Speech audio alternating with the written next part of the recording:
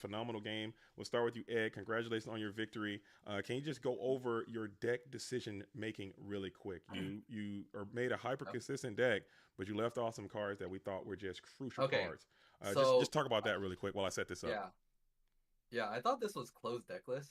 I was like, wait a minute. Because that's what we were told.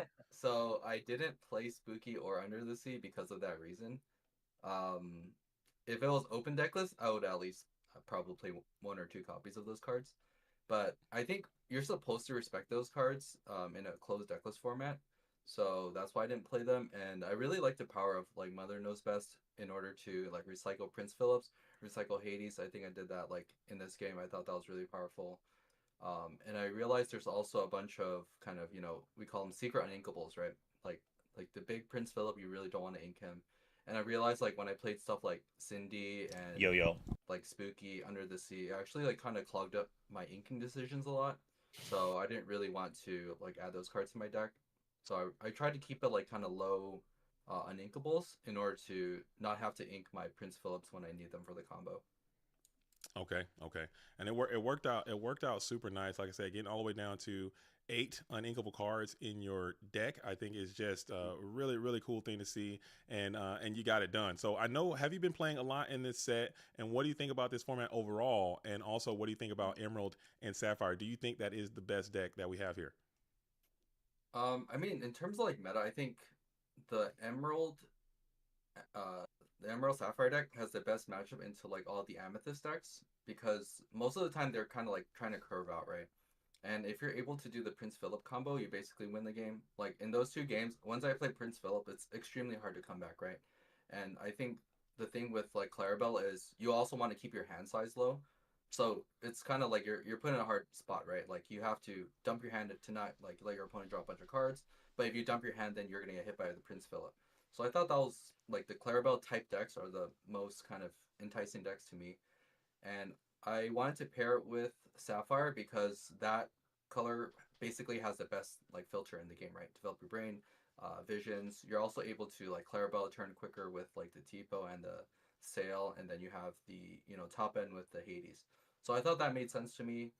I played a little bit of the other like kind of curve out decks like Ruby Amethyst and Amethyst Steel. Yeah, it was And I quick. felt like curve out decks, the issue is like sometimes you kind of just like run out of gas like really quickly, and you're kind of at the mercy of your deck. I feel like, I mean, yes, of course, Emerald Sapphire is very similar, but I feel like even though you're like kind of low economy, you still have very strong blowout potential lines, like similar to Sisu of the past. Mm. Yeah, and it was very it was on display there in that last game. And I got Rip here. We're gonna bring you in Rip, but JDZ and Rip look I want to bring in amazing. Minato first. I know Minato there is a language, and we have Sailor here. Shout out to Sailor. Can we hear Yes, Sailor? it's okay. Bonjour. We'll say bonjour. Bonjour, Bonjour. Yes. bonjour, and I want to thank you for playing as well. You loaded Amethyst Steel Mm, in this event. yes. The matchup is very hard for you to win here, but I love the way that your deck is built. In testing, can you just talk about some of the matchups that you would much prefer, and why did you construct your deck this way? Ah, Je peux tu peux me répondre en dire, français. Céline? Ouais, je te parle français, donc tu peux me redire ce qu'il a dit un petit peu? Ouais, il te demandait, dans le fond, il aimait beaucoup ton deck, Oui. comment tu l'avais bâti, tout ça. Il dit ça avait pas l'air d'un match-up facile, mais Mm. comment est-ce que euh, builder He ton had deck, c'est quoi les idées sailors. derrière ça? Alors, les idées derrière, c'est un peu de contrer le Amazing. bleu vert, mais là, comment il l'a construit, c'est vraiment pour contrer le violet gris. C'est-à-dire qu'il a pas de cendrillon, il a 4 n'écoute que moi, très peu de non ancrables. Et du coup, j'ai l'impression qu'il a de quoi. Il a extrêmement bien construit son deck pour contrer le violet gris. C'est-à-dire que vraiment tout ce que je pouvais faire, il avait des réponses dessus et je pouvais me. Tous les tours, il pouvait me piéger en fait. Il avait tout ce qu'il fallait pour me piéger tout le temps.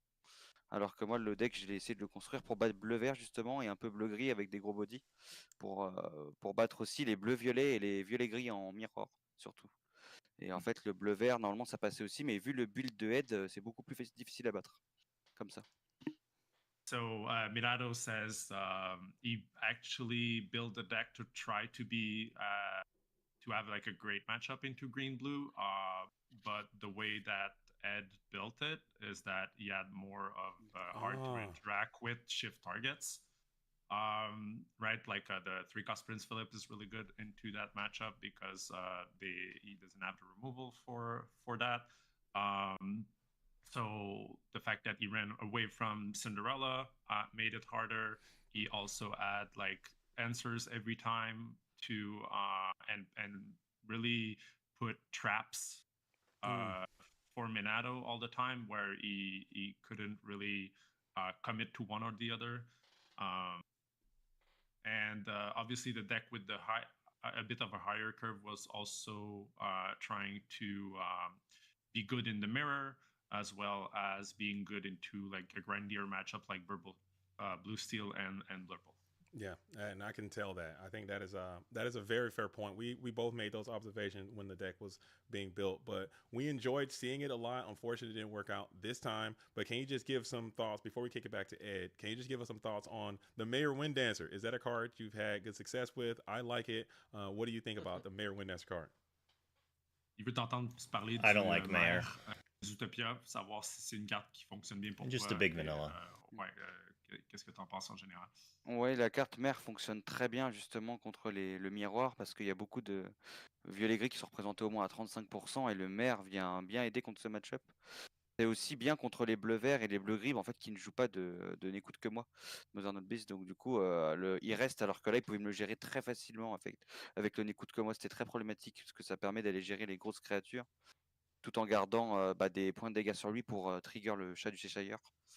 Du coup, ça aide pas mal, mais là, il avait tous les n'écoute que moi x4, c'est horrible pour le deck, quoi. C'est-à-dire que le Maillard, j'essayais de le jouer, il restait jamais pour pouvoir trade quoi que ce soit. Et c'est aussi les petits Prince Philippe qui font que c'est dur, parce que les bleus-verts veulent pas du tout jouer le petit Prince Philippe, et c'est une bonne idée, je trouve, pour contrer le violet-gris aussi. So he says like it's a very, very great card into the other matchups.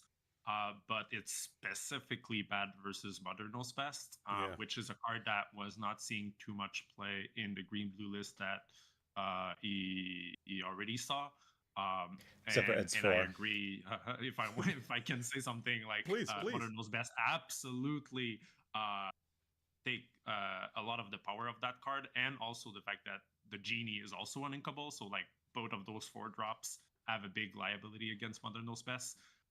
So yeah, it was definitely not the great showing for the card there in versus specifically what brought to the table, but yeah, he thinks like it's fairly good into the rest. Absolutely. And before Rip, I know I got you here. I got Rip Lungs here as well. Rip, do you have any questions before we kick it back over to Ed, and then we can start to kind of wind it down a little bit? But any questions you have for any of these players? I know I hogged these interviews. Feel free to jump on in there. Yeah, I got one question just for each player. So I'll start off with Ed. Ed, great showing. You did get to show how powerful Emerald Sapphire was. Definitely looks like Ruby Sapphire back in the day, having all these forms of removal cards. And what I want to ask you is, for everyone back home, how do you beat this deck? How do you beat Emerald Sapphire? What deck should people be playing, strategies to try to counter this powerful Prince Philip combo? And do you think people should be running Pete and Steel decks? Because a lot of Emerald Sapphire's players say that, oh, Pete's not worth it. It's not really effective against this deck. Just answer the Prince Philip. But I think if we could, attack both points of the strategy, where answer the Prince Philip and try to prevent it, just what are your thoughts on that? Yeah, I mean, we're in a kind of rock, paper, scissors format again, where like the aggressive strategies will probably be, the control strategies, like Emerald Sapphire is obviously like a control strategy. So, I mean, I think it's still pretty weak to Amber Steel, for example, even if you run the Spookies, because there's actually quite a bit of refill now, right? And the Spooky makes it so like the Amber Steel player doesn't have to like ink as much anymore. So even though like Spooky came out, I still think that matchup is still like unfavored. So I think the rock paper scissors right now is like, Emerald Sapphire can beat like the Amethyst decks, and then the Amethyst decks historically have been good into the aggro decks like Amber Steel, and then Amber Steel beats Emerald Sapphire. Awesome, good point. And what are your thoughts on Pete? Do you think people should be playing Pete or? I mean, yeah, probably, because a lot of the time you just need one turn, right? Like you go super wide with Amber Steel, you time a Pete, like well-timed Pete, and you basically win the game. But I guess for them specifically, they also have like Mowgli, so they don't have to rely on it as much. But obviously, like a lot of the good players are, saving developer, visions for the Mowgli specifically.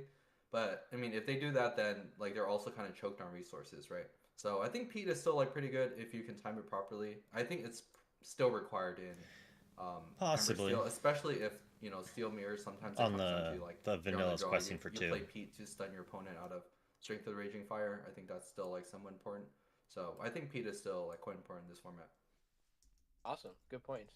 My one question for Minato is, congrats on his DLC win in Europe and Bologna. How come? What happened to Blurple? Does he think that Blurple isn't as strong anymore this set? And does he think that Blurple has some legs this format? Alors, Minato, Oui.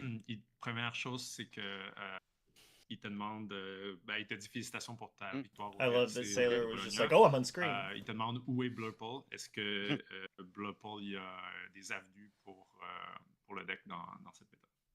Oui, je pense qu'il y a des possibilités dans le Blurple dans cette méta avec les Démona qu'il y a, avec le livre aussi de Démona.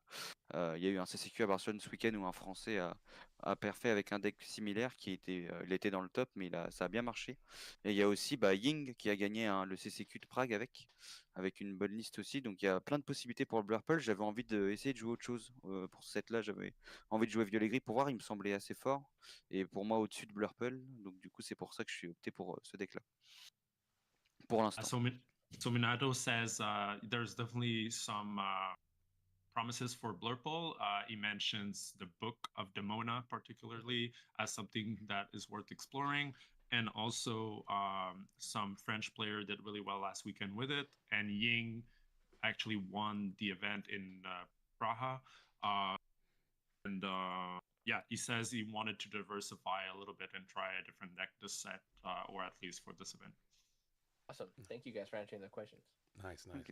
And I want to thank you guys both for your participation in the LCCC. It's a very important thing in our community, and you guys sacrificing your time to be here. It's always going to be something that we really appreciate as a broadcasting team, as a community, as everyone who's watching, because you guys really do set the pace. So as we begin to wrap this show up, I want to start with you, Minato. Sailor, if you want to let him know, hey, anything that he wants to say to the community that's watching, or anyone watching at home, any shout outs he wants to give, the floor is open for him to do so right now. Minato, il t'offre la possibilité de faire un shout-out, remerciement ou quoi que ce soit que tu veux dire en fait. Merci beaucoup pour l'invitation, en tout cas au LCQ. Je sais que je parle pas très bien anglais et que ça aide pas, mais merci Sailor d'être là pour traduire, c'est très gentil. Et je suis honoré d'avoir été invité ici. Bon, un peu déçu de ce que j'ai fait là à cette partie. J'ai aussi pris un peu de mauvaises décisions, mais je suis quand même content de participer et ça montre le niveau aussi un peu à l'international qu'il y a. Donc je suis content de rentrer dedans. Je vois que j'ai encore beaucoup de travail à faire et ça va beaucoup m'aider. Ça va beaucoup m'aider à travailler. Et je remercie aussi surtout mon équipe expérience. Donc c'est une équipe française. On a pas mal d'équipes en France qui se forment. Je sais pas si c'est pareil aux États-Unis, mais voilà, c'est mon équipe qui m'aide beaucoup à jouer beaucoup et à m'améliorer, ainsi qu'à un partenaire, Willy Oufouf, qui est beaucoup là avec moi aussi pour travailler les decks. So he wants to first thank the LCCC for the invite. Thank myself for the translation. He says, yeah, he was very honored, even though he doesn't really speak English all that well, to be able to be here. Obviously, a little bit disappointed about his first appearance, but very happy to be able to have this opportunity to play with international players, see the skill level outside of Europe also. Help him grow as a player, and he wants to thank his team EXP experience. Yes. And yeah. And Willy Oufouf, and Willy Oufouf. Yeah, I'll go over that in a second, Barris. But Ed won on green blue versus purple steel. Nice. Thank you so much, Minato, for your time. And now, Ed, we come to you, our winner. You won round number 1. You're playing a cool deck. Anything you want to say, the floor is yours. Pop off. Take your victory lap as shout-outs coming your way. Yeah, I mean, shout out to World Class Cards, specifically Thiago for helping me playtest this matchup. Like, we were trying to guess what Minato was playing, and we guessed Amethyst Steel. So we ran a couple matches last night, and it felt pretty good about the deck. And shout out SLTC and the Tianhu gang, my day ones. So thanks for all the support.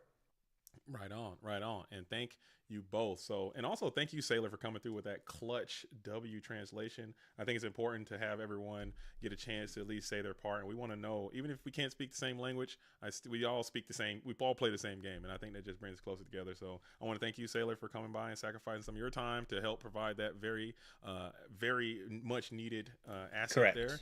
And we really do appreciate it, man. So, gentlemen, all of you, I want to thank you all for your participation, and we're about to close this thing out, and we'll be prepared for the next round. Good job. Bye. All right, and we will Bye. go. Bye. All right. So, create. I'll meet you back in the video, and we can close out the show from there. All right, cool. Let's get it. Cool. Oh man, that was something. That was a good way to start off the 2-0 first round first match for NA. Ed takes it down. What a way as 2-0 victory. So Ed comes through and delivers. Minato, he has some great things to say about his deck, and it just didn't work out. Maybe because Ed really metagamed this thing really hard. So here are the deck lists that both of these players played, and I want to thank you all for being out here watching and all the follows that we got and everything that happened. So stay tuned, keep it locked. There will be more. Actually, really quickly before I let you go, if you're still here, I'm gonna kind of go over some of the next matches that we have that are already in line to be played. Let me see if I can go over this super duper quick. We have tomorrow, so you can. Pretty sure everyone but mine is listed. TFM Dan and Lucas Kaupo will be playing, and Aiden and Angelina will be playing tomorrow. So keep it locked. We don't know exactly which channel that's going to be on, but a lot of that information will come out. So if you want to follow the LCC, make sure you get into the Pixelborn Discord, follow the LCC, follow Pavel on Twitter. A lot of information. Should I try should I do the double, like I play, but I also pick up casting spots? The various Discords and online, you can find out where all this information is going to be. But tomorrow we're going to have TFM Dan, and we're going to have Lucas Kalpa and Aiden versus Angelina are going to be two matches that take place tomorrow. Time will be coming out here soon. Actually, hold up, I have the times for both of as well. Just give me a brief moment. I'm so sorry. Let me get my professionalism down. Angelina and Aiden will be playing November the 19th at 4 p.m. Eastern. So that's 4 p.m. Eastern, 10 p.m. 3 p.m. Pacific. Right when I finish my that's stream. Angelina versus the Wonder Kid Aiden. That's going to be another great match. And then we will have TFM Dan versus Lucas Kaupa. That will be on November the 19th and at 12:30 p.m. So it'll be at 12:30 p.m. and then we'll go right into a 4 p.m. Eastern match, and it'll be during my stream. Really cool. So but I think it's Eastern Lucas, time. Aiden versus Angelina. So it might be like a late start for me again. Shout out to our Judge John for holding it down, and also Phil was in the building. I don't want to stream during the things. And everyone else. And Rip, shout out to you. Thank you for coming through. It was a great time. Thank you. Just want to shout out to Pavel. Maybe I'll try to cast that game. Judges, the players, for everyone, for you. And yeah, shout out to everyone back home for watching. You can follow me on social media at CreateTCG. I do have a Sapphire Steel video dropping today going over my top 8 finish at the 5K Dallas Expo. It's going to be super awesome. Broke down my list, showed the awesome pictures that we took, and I had an awesome time, man. Can't wait to run it back for the next game. Right on, and put your link down in the chat really quick so people can find it, and make sure you give them a follow on YouTube, and we will support each other. So this was a really good time, my fellow Illumineers, and we will wrap this up. I'll be back at it again today, a little bit later this afternoon. It will be This Is Not a Podcast, episode number 14. So I will see you guys all there. Until then, we're gonna find the raid and send this energy on over to someone. So you guys stick around as we will share the love of Disney Lorcana with someone today. Let's make their day. Hit the like button. Hey Dutch Illumineers.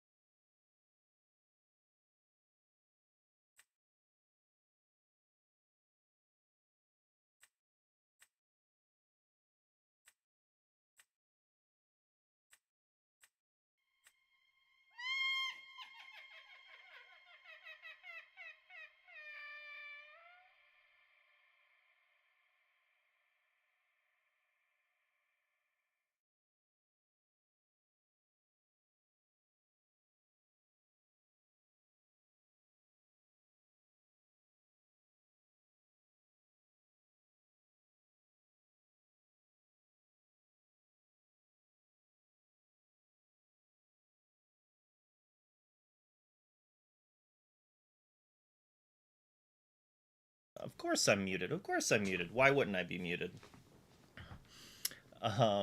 Is there not music? Can you not hear the music? Hopefully it's just my voice muted, but you can hear the music. JDZ, how you doing? It was a great match. No Cinderellas. That's quite the choice. And it's probably going to make some people panic sell and other people really happy.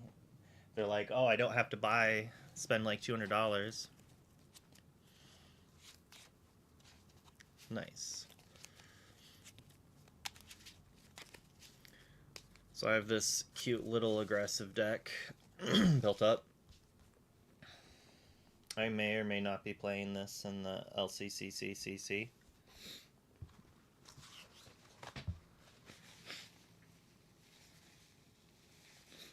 Yeah, Cindy just dropped in price.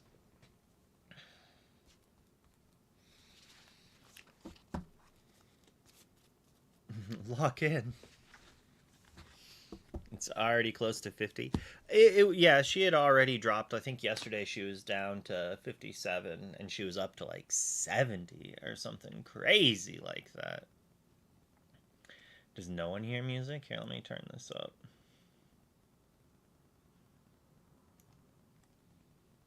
Let me open my own stream. I gotta stop talking though.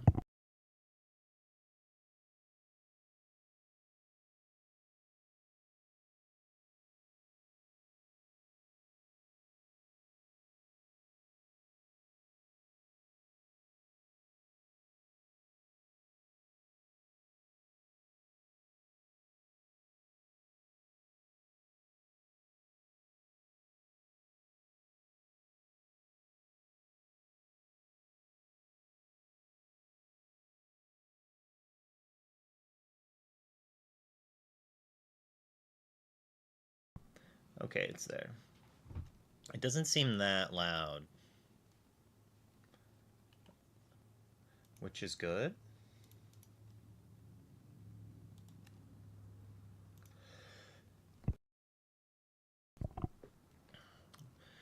Well, it's probably going to be way too loud, especially since people say my mic is too quiet normally. But chat can yell at me for it.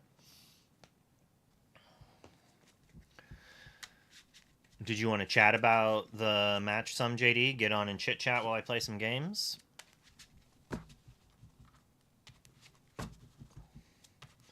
I didn't get to watch all of it. I thought it started at 11 and it started at 10:30. I like misread the time, so I was like 30 seconds off. 30 minutes off, so I didn't get to see most of the first game, but I got to watch the finish of it. And the matchup is kind of just like that, right? Like, well, it's all fun. You're a busy boy. One day you'll have time for me again.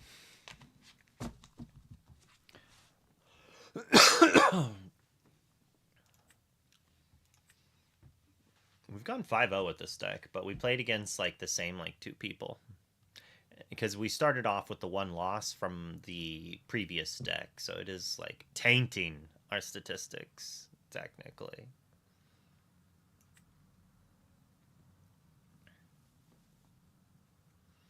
Oh, I should do the hand cam, huh?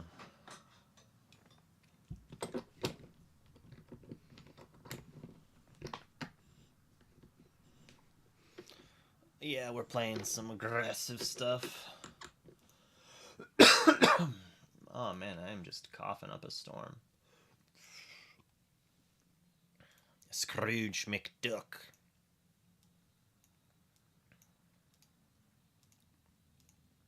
Oh, no, no.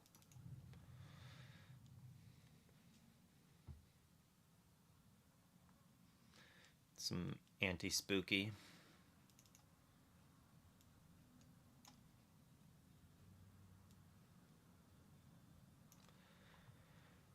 Finnick has been mid, but I want a 1-drop. I think I've used his ability like 5 times total and inked him most of the time. probably played him just as a 1-drop that quests about the same amount that I've used him. He's almost always ink, or I get discard him. He's like only good on turn 3. Or like I'm inking and going 1-drop, 1-drop dock, draw a new hand, then it's just like another character, right? Yeah, the playing this deck has really shown how good Scrooge is, honestly. I feel like he's a fantastic pickup at 38 cents.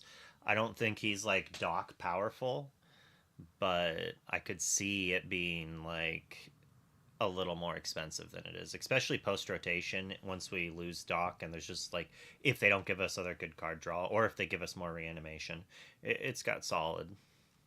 It's pretty good. Like, think of it as a Lilo that you don't have to pay the 2 until after you draw a card. You don't you get a loot from it when it comes in, and it doesn't come into play exerted. Like, rather than that, it's basically a Lilo, but it does have downsides. It's uninkable. If they answer it with removal, it doesn't recur. But if they're in a world with so much less targeted removal and more about challenging for removal, there has been games that I'm like, Scrooge character go, next turn Scrooge character quest go. They have to challenge it, and I'm literally playing 1 to 2 Scrooges every turn, and they're exerting and gaining 2 lore. And so instead of just going draw 1 card, play it, I go draw 1 card, play Scrooge, draw a card, filter the bad card out of the way, then play the other good card. So I'm playing 2 threats a turn for the price of 1, basically. And I'm filtering my bad cards away. Like, Scrooge McDuck is so much better than people expect. I remember Artibax said it was like pretty dang good, and people kind of like but like it is quite good. It's filtering, it's a recurability like Lilo. It's a little more fragile, but I think its power level of being able to come in and not be instantly challenged is quite powerful. Like, it makes up for the fact that it's uninkable. I definitely did not rate it high enough, I think, in my initial ratings of the card. But I think it's like a solid 3.5 to 4.0 card, honestly. Like, if I'm playing an Emerald deck and I'm being aggressive at all, like, it's something I want to slot into my deck, I think. Yeah, as Jane says, with Webby, so that's the thing about this deck is, like, normally it's like, oh, you need more than just dock for card draw, right? But you have Webby as a form of virtual card advantage. I mean, you're not having to ink as much, so that's a couple extra cards for you to have, right? So that you don't have to ink up. And because you're also ramping your ink, you could still ink and then play Goliath. Or you get spooky sided, you could play Goliath. It gives you another form of card advantage that can also be inked. But you're also playing 12 loot characters. 12 of them. So you're filtering through to find these docks way faster, to get rid of an extra dock. You can keep dock in your mulligans with this deck if you're also keeping a Bobby, because if you draw another dock, you have a Bobby to discard. Sure, it's unfortunate you're down a dock, but you're guaranteed that first dock. And we are playing a lot of 1-drops. We are playing 16, 27 1-drops, okay? Like, you can keep a dock bunch of 1-drops hand, and it can be pretty solid. It also just lets you aggressively mulligan, because you have such a high chance of hitting another 1-drop, right? And then, Phoenix scales up, so yeah, it's a 1-drop, but it also is a 3-drop. Flynn Rider technically scales up. If you have extra ink later, you can boost it up to give it that bonus, right? Fred and Flynn are like the 2 worst 1-drops, I think, with Flynn. These 3. Obviously, Phoenix worse, but like, he fills this weird role that I feel like so do Fred and Flynn. But I normally ink Fred and play Flynn. I would rather try to get the boost and guaranteed quest for 2 than quest for 1 and hope they don't have an answer, especially with the minus or deal 1 damage to all characters. But 1 damage on all characters kind of makes Fred a lot worse. Plus, if you want to have a character that maybe Webby can come down and buff, to challenge something down. So the 1/2s are actually better than the 2/1s or 1/1s in most sides.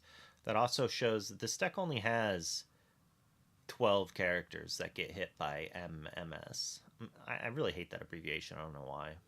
Malicious, mean, and scary. It does nerf Null a little bit. But then, like, we have the 3 Gazelles, so you can play it on Merfolk on 2. It's not great there. I'd much rather play it on Anala, or just not quest with the Merfolk, play 2 more 1-drops, and then maybe Gazelle the Merfolk or something. But I digress. Why have we not found an opponent yet?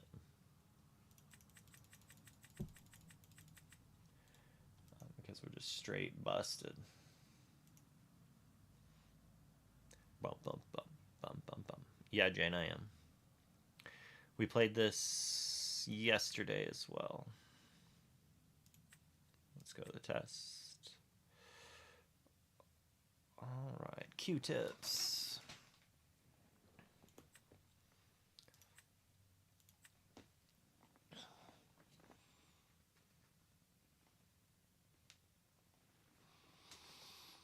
Oh, stretch.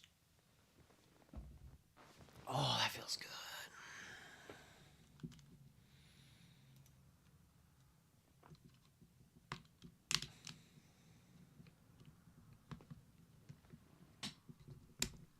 Broke my camera cover.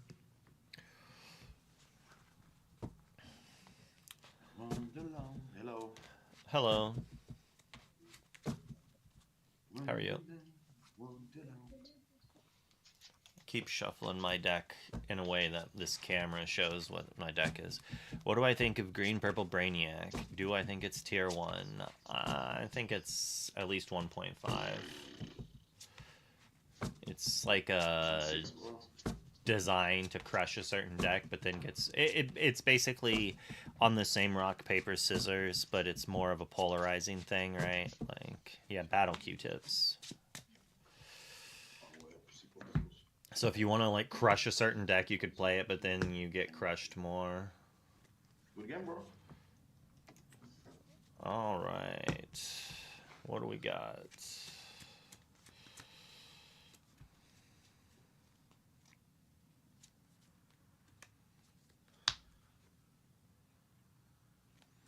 I'm all for it.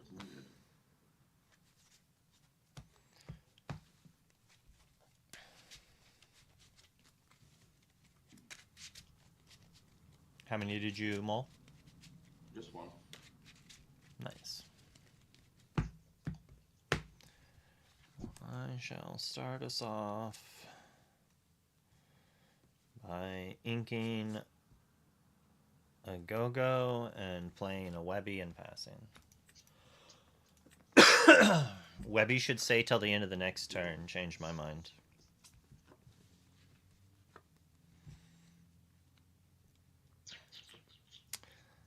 I will ink a Webby, play a Nala, and pass.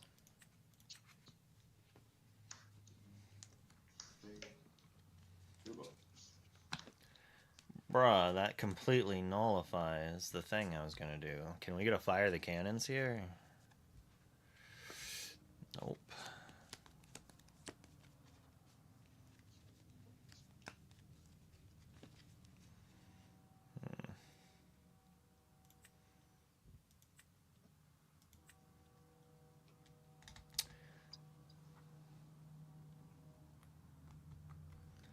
I'm playing another Nala.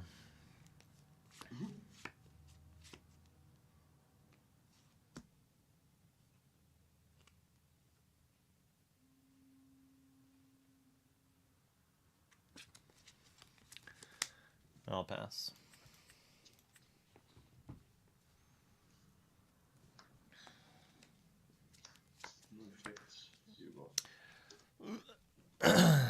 There's reasons why this is its worst matchup. That's a little turn late, but a card. I will ink Finnick. I'll play Fire the Cannons on your Smee.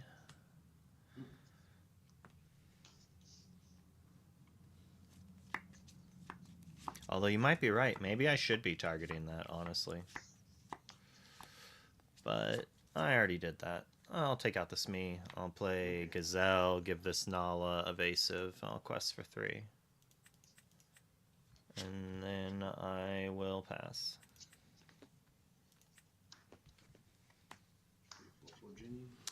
I got so locked in on wanting... Yeah, I know. You go. I got so hyped on doing that. I probably should have gone after the thing, but alas.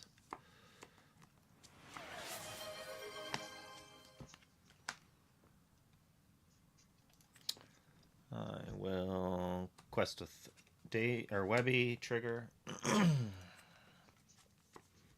I'll ink an Ursula, play a dock, I'll draw 2.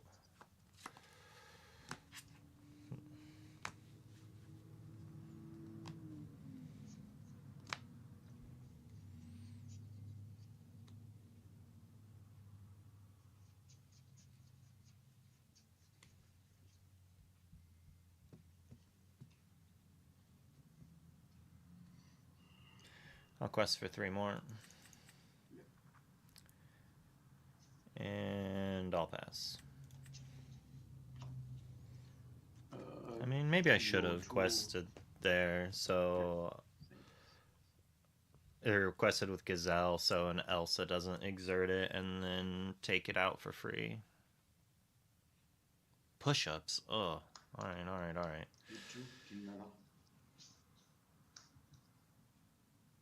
I hear 2 magna here. Kill your duck. Oh my goodness. They're just killing everything. Alright, we need to draw Scrooge now and hope they don't have any more strengths or things like that. Play Bobby, I'll draw a card. I'll choose and discard.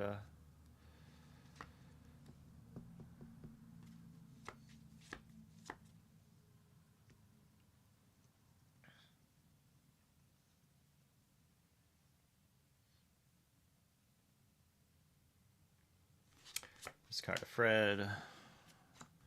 Play Bobby. I'll draw a card. I'll choose and discard an Ursula. I'll play Curse Merfolk.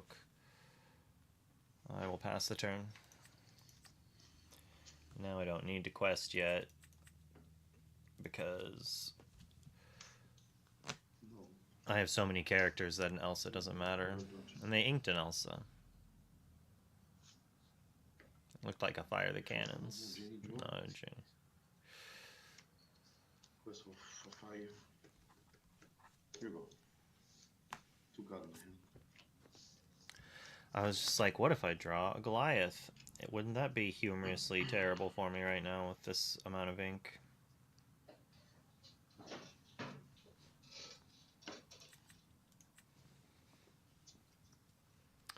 I'll just quest for 2 and pass. So we've got squats and push-ups owed. I'll do after I lose this game.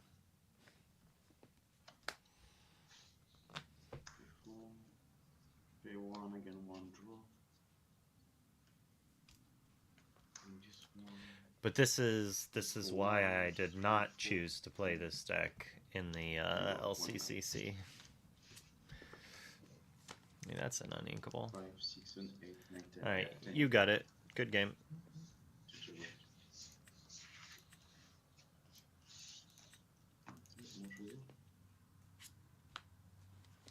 I definitely made some mistakes probably in that game. I probably just needed to go after the pesky snake. I needed that Fire the Cannons like a turn sooner. Definitely needed the cannons sooner. Alright, let's do those push-ups and squats. Start with the push-ups. Oh my goodness, my arms are so weak. Why are my arms so weak? Did I gain weight? Or did I lose that much muscle? Probably a combination of both. Oh my goodness. I can do the squats a lot easier than the push-ups. Probably means I need to do more push-ups.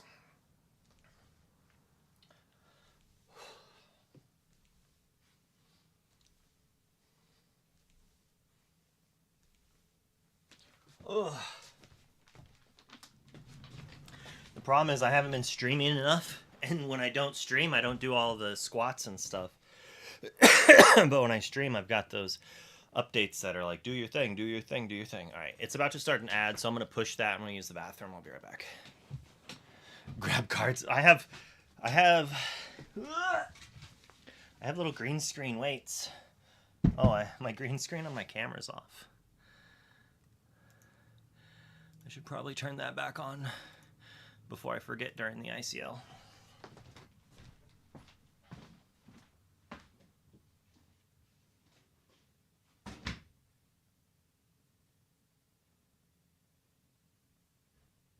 I don't think I clicked the button to push the ads. I probably shouldn't go use the bathroom, come back, and then have the ads start.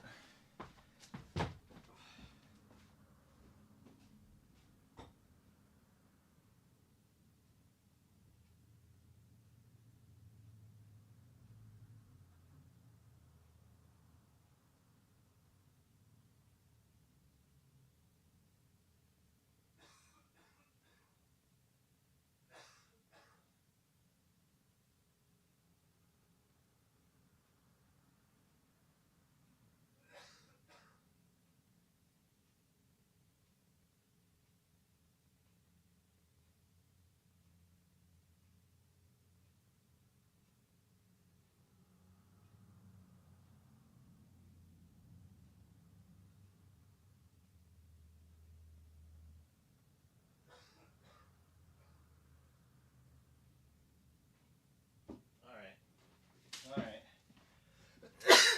Do some more push-ups.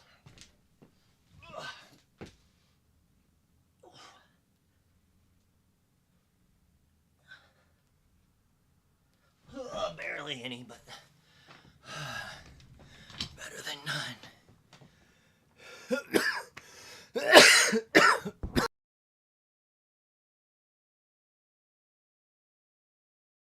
Whew. Lift my invisible green screen weights.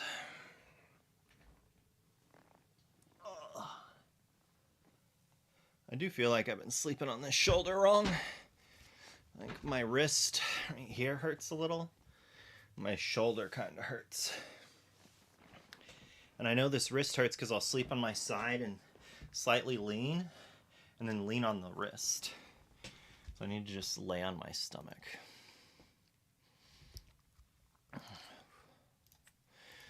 Oh man, we got our first loss with the deck.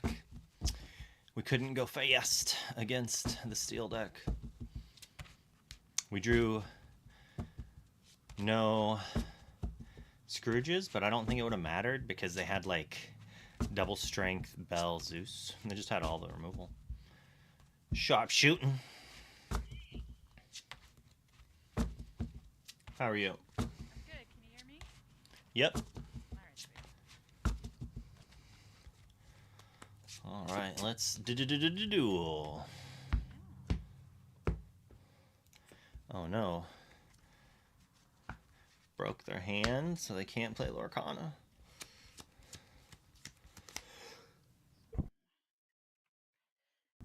I muted before I coughed that time. Alright, we're keeping Merfolk into Scrooge. And keep a Bobby for filter in case we draw a bunch of uninks.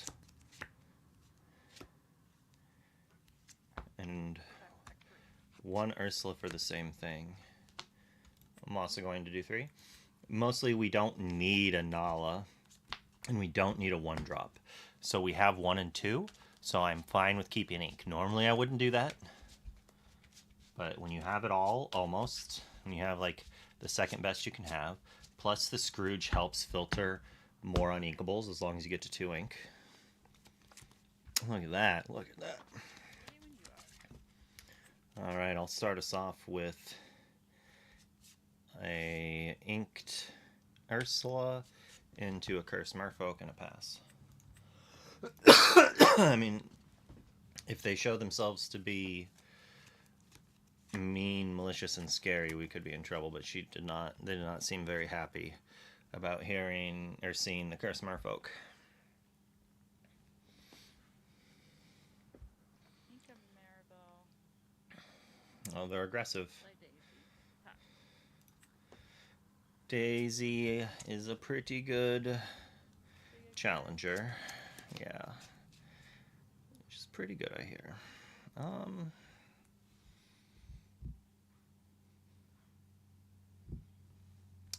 start us off with Bobby Zimmerowski drawing a card, choosing and discarding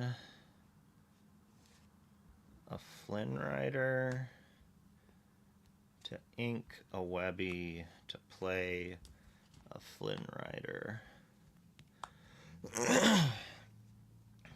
And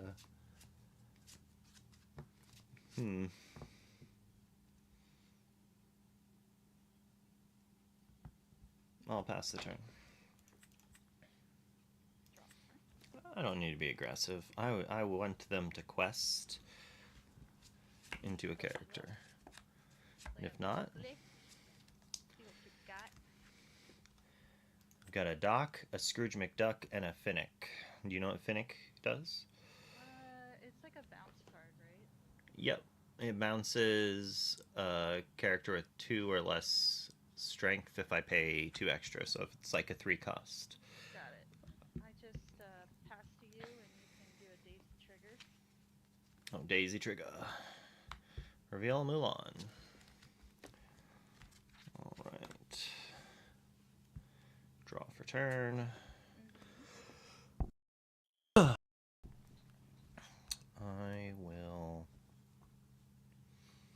I'll ink the card I drew, a Frederick.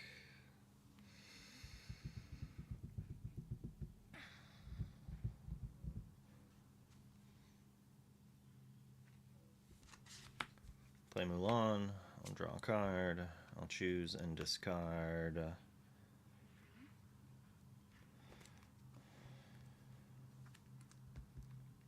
Bobby. I'll pay 2 and boost. And I'll challenge down the Daisy. Then I will quest for 2 and pass.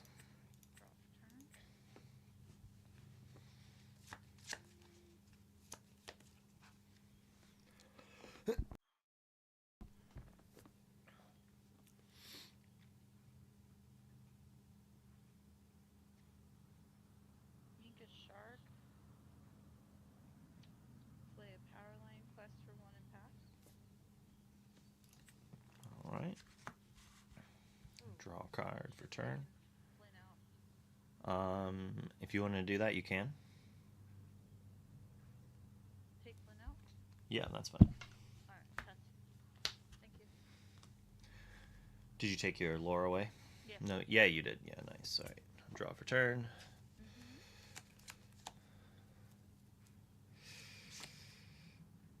I will play a Scrooge. I'll draw a card. Choose and discard. A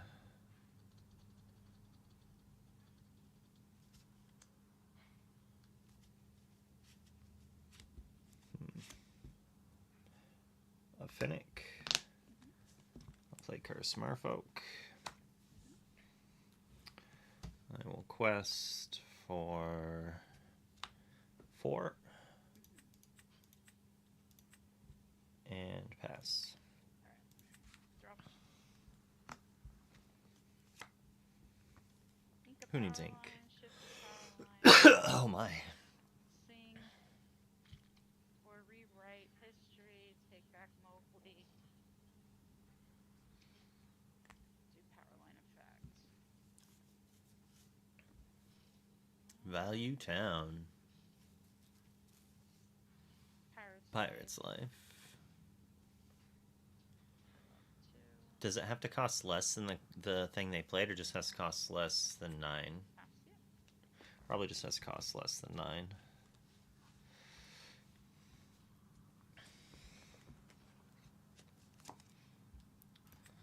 I will ink a Flynn, play a Nala, then play a Doc. I'll draw 2. And I'll quest away for 8 to 12, and I'll pass. Alright.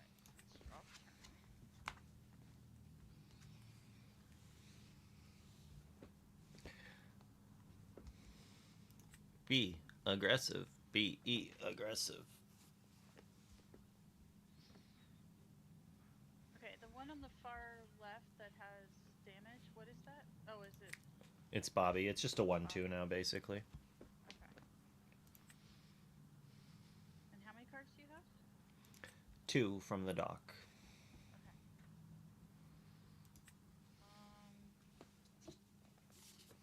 2 from Mowgli.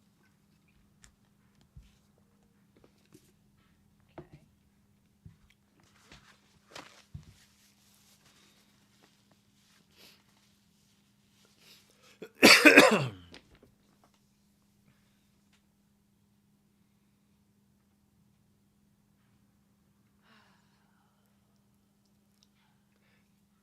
Imagine if they could sing Be Prepared. And then Be Prepared resolves. And then they it triggers. And then hits Circle of Life. I think I'm kind of screwed here. So then you get to reanimate your power line after you Be Prepared with it. Wouldn't that be awesome? Reprint Be Prepared. Come on. Whispers of the Well. The whisper better be someone singing Be Prep. Because spooky ain't it? Keep that. I need a board wipe song. And Under the Sea is not good enough for me. You got me. Good game. Yeah, they need to reprint Be Prep. Seriously.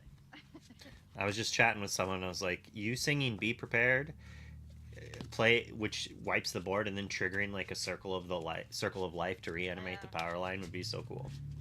Alright, good. Good luck in the rest of your games. Thanks, see ya.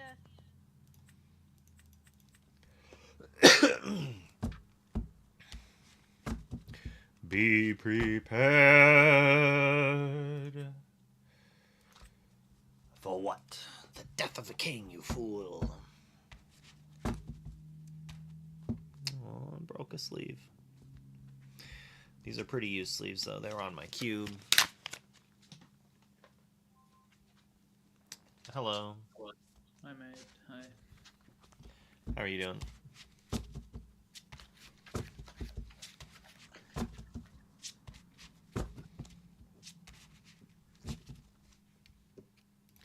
Alright, we're on the drop, so we're gonna aggressively alter for Daisy. Name of the game is Daisy. Name of the game is Mole and 7. I mean, we've got an aggressive start.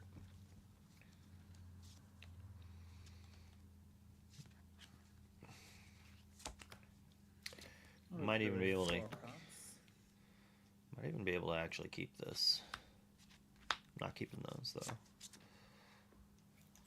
I'll do 2. I don't always break my rules. Let's see how punished we get for keeping a hand that doesn't have a dock or a daisy in it. We'll get spooky sided and then we will have the Goliath. You too.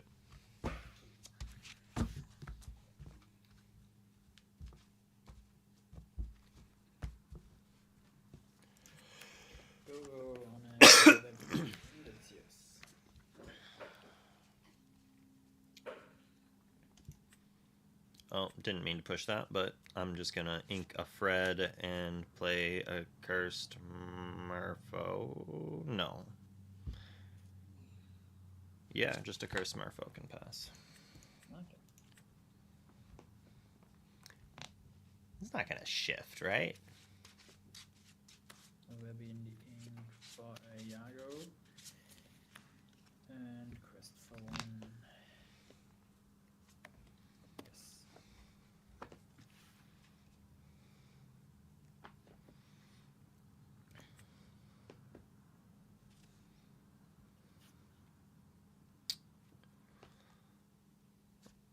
link a Flynn Rider. I'll play a Nala and pass.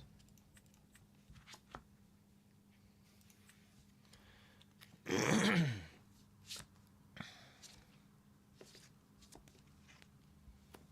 in the ink for Cheshire Cat. And quest for 2, yes. Pass.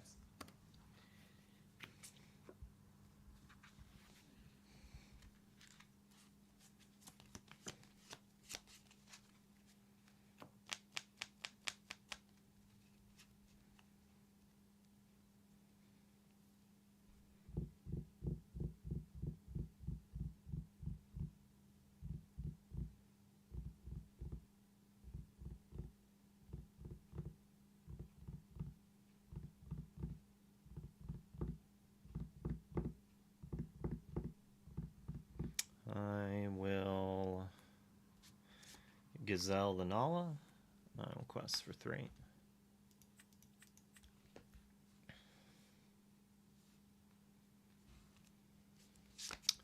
I will ink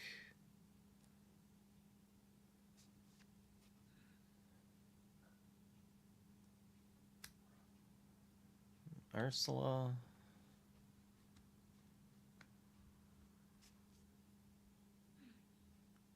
Fire the cannons on Iago.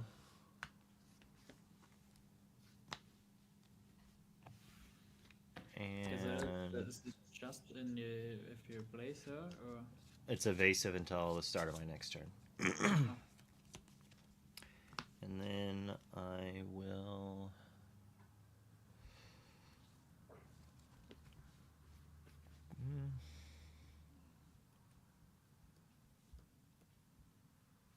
I'll pass.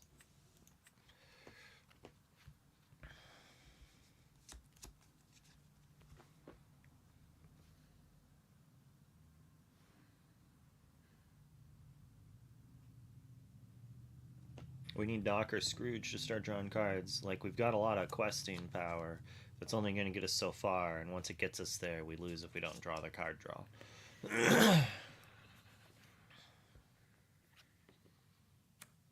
you're welcome in the ink for a Webby. And I'll quest for 1, yes.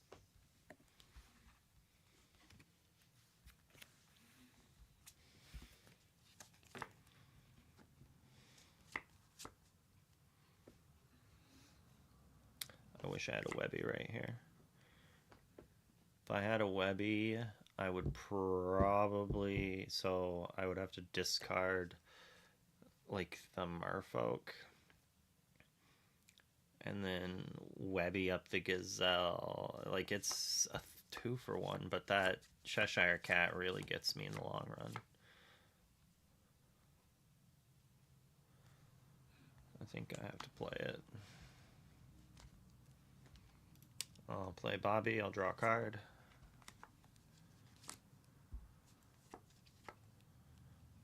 I will discard a Cursed Merfolk.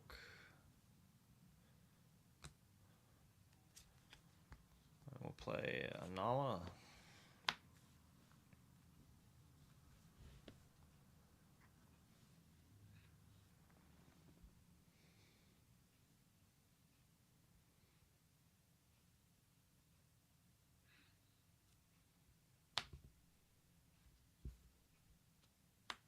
I'll quest for 5 to 8. And I'll pass. I don't want to put a damage on that pesky cat yet.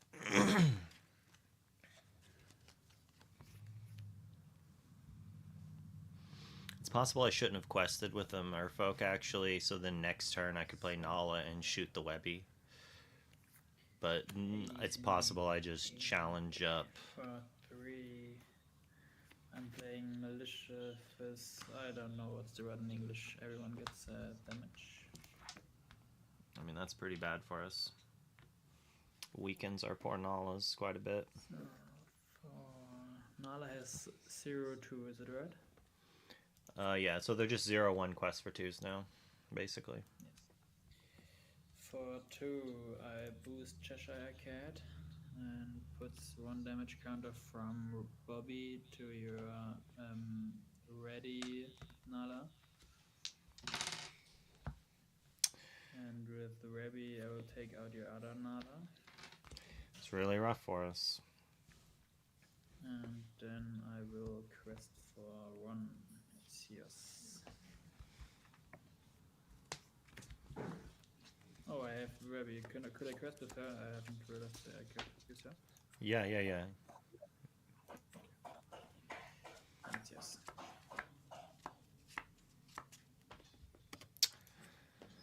I'm gonna send both characters into your cat, and then I'm gonna fire the cannons at, and then I'm gonna play a Nala, and I'll pass the turn. The fire the cannons was also on the cat? Yeah, I had to take that. I had to get that thing out of here. Maybe I should have played Scrooge, but I wanted to keep it for filtering on this next turn and just enter trash. But 6, I'm playing at the Mona. wow, they can still take it out, but I do get it. You can do the same. He has resist +1, is it right? Yep. So I go first with Nikki and then with my other Nikki, so it's gone. And it's your turn.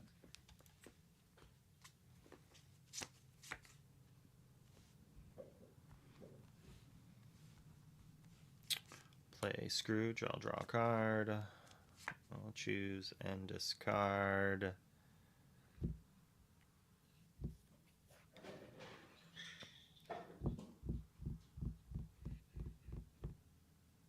A go-go. I will ink Webby. I'll play Ursula too. No songs. So it's Gogo, Flynn, and Hades. Alright, yeah. I'm gonna lose this one. You got it. Okay. Good game. GG. Yeah. A little rough, but if we were on the play, maybe we could have gotten there with that aggressive start, but not really on the draw. Probably should have went for the Webby just to try to hit like a dock or something. We just had no refresh, and it was just like we couldn't ink every turn to try to not let them get their Webby going.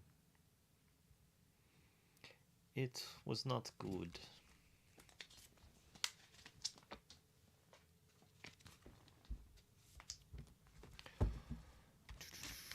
I do like cats. Why don't I like cats? What did I do to a kitty cat? Did they have a cat in play?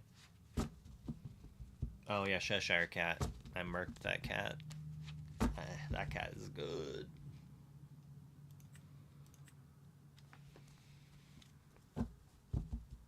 Meow.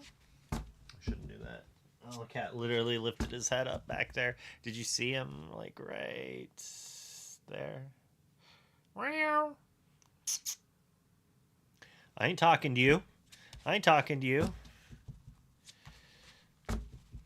The pesky cat. That pesky kitty cat.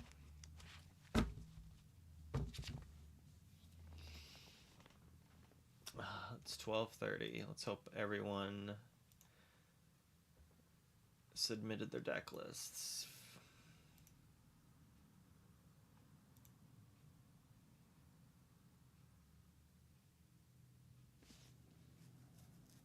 Yay, there wasn't any.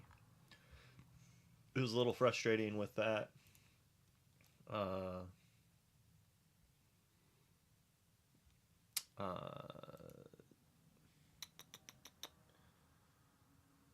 brain got turned off. I like read something.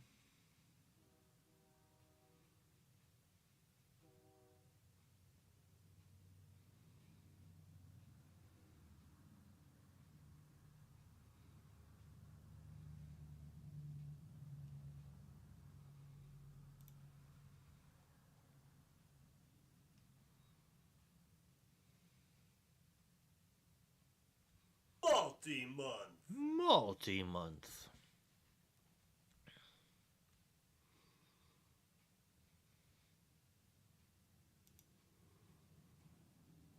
Maybe. I think it's just like how... I don't know how much it is, right? And it depends on how much Twitch you watch. If you watch a whole bunch of different Twitch, it's probably like better financially for you. Like at what, $5.99 a sub now or something like that. And if Turbo's only like 20 or something, that's cheaper than 4 subs or a little more than 3. Assuming you watch. Oh, bro, Sage. However you say the meme, but sadness. I'll be playing decks with it as soon as you send it. Until then, I'm just going to be playing these aggro decks. My LCCC match isn't going to be until...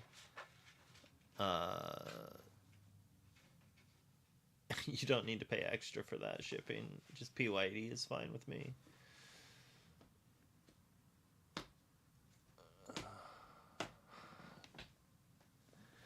But my ICL, or not, LCCCC match isn't until probably Thursday. I need Spessy to get back to me. Did we get, like, looped an infinite opponent?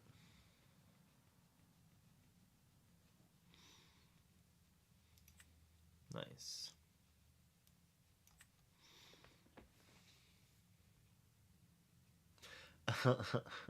I cleaned off for the stream and then forgot.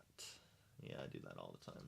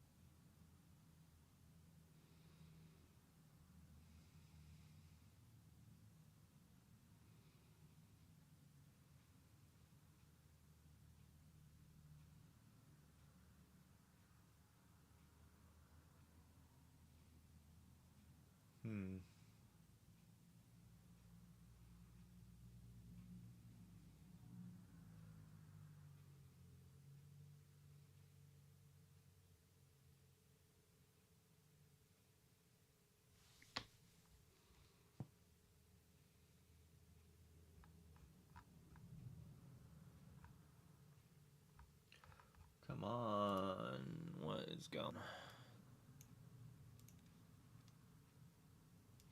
Let's look at some ICL stuff.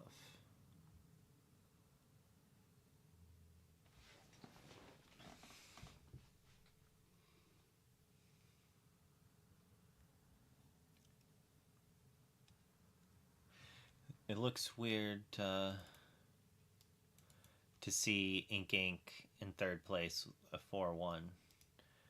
But if you look at the stuff, they got 4 points even though they lost, right? So they only got 1 less point than the team that beat them. And they did that, like, consistently. They didn't really get blown out. Like, they, like this one, like the Slab Sharks and Ink, they actually basically tied on points. But Ink still, like, got 2 of the 3 sets.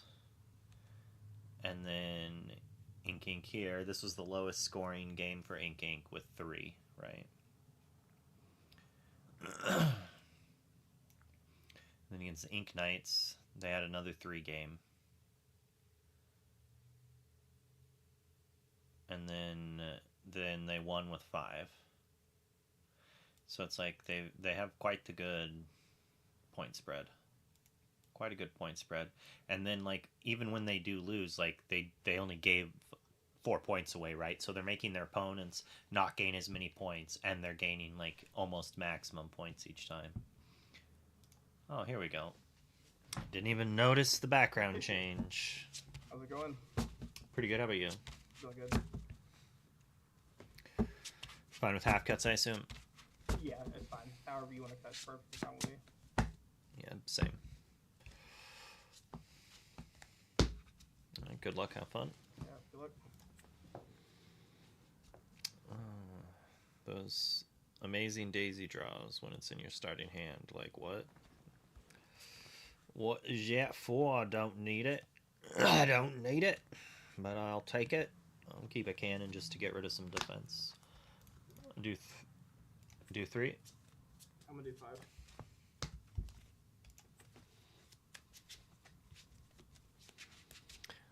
Another ad already.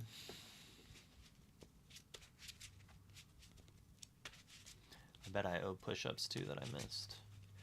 I'll try to do push-ups for every ad break I have to do. That'll teach me to do ads, right? Alright, I'll start us off by inking a Frederick and playing a Webby and passing. Draw. Alright, ad squats. Start off by inking a mini, playing a daisy, and pass.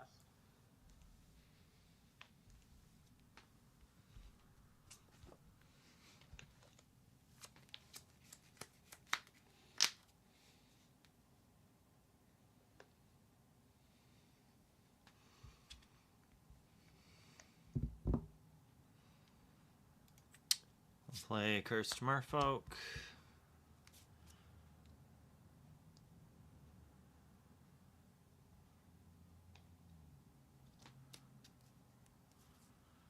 Link a Webby. Play a Bobby. I'll draw a card. I'll choose and discard. I'll fire the cannons.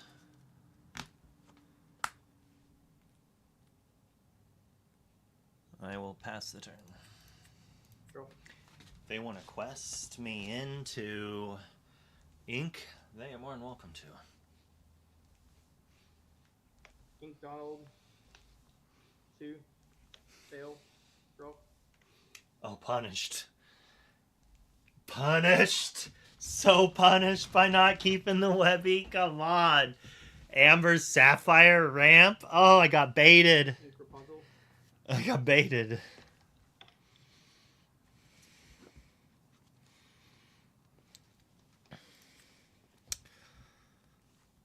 I'll play Scrooge. I'll draw a card. I'll choose and discard an Ursula 2. I'll ink a Flynn Rider.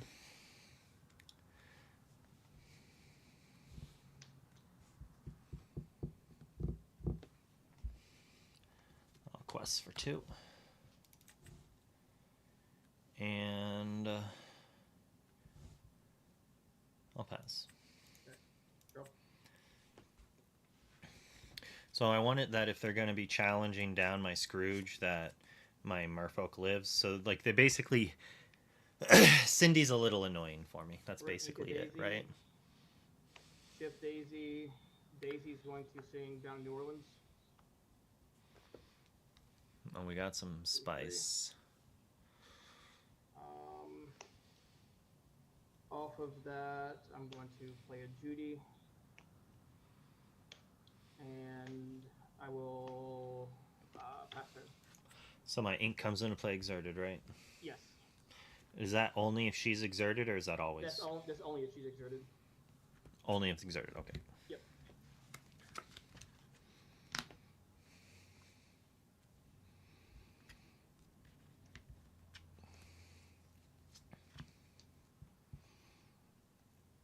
I'll link Go-Go.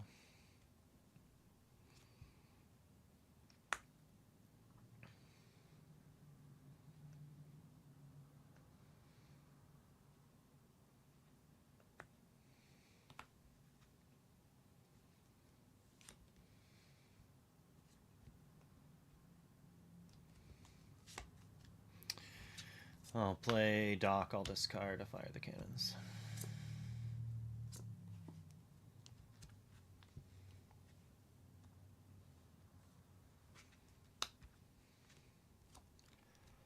play Webby. Obviously, I draw another go-go to get punished by not fire the cannons in that thing. But whatever.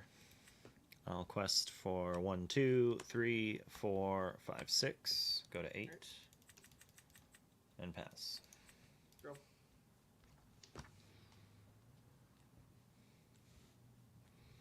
Just have to hope that they don't have Spooky Sight in 2 turns.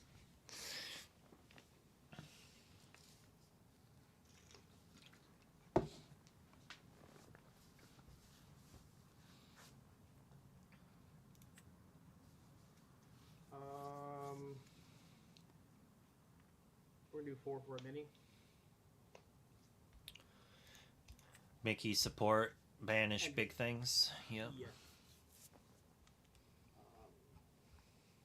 Ink Daisy. Daisy is going to take.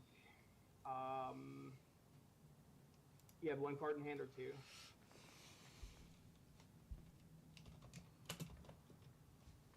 I have 1 card. Okay. Daisy's going to take Merfolk, and then I will discard Bloodleak. Merfolk. And then Judy is going to take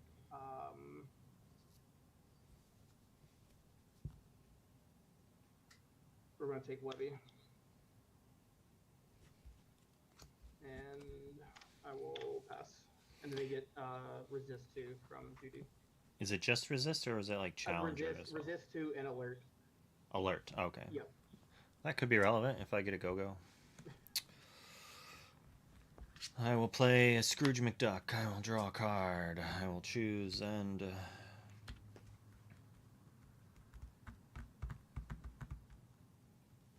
I'll discard a Mulan. I will quest for 5 up to 13. And...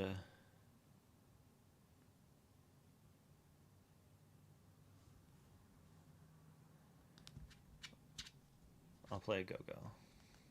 Your go. Go. Like, I can't really hold go-go when I'm going to be playing Scrooges each turn, unless I just get wrecked here. 6, we'll play another Daisy. Yeah, that ain't no spooky sight! Oh!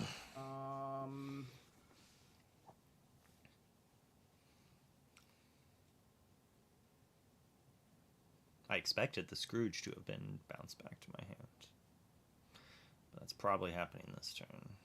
Does that thing have support? Does the Daisy have support? Are they gonna... Take, Are they gonna be able to hit out my Scrooges?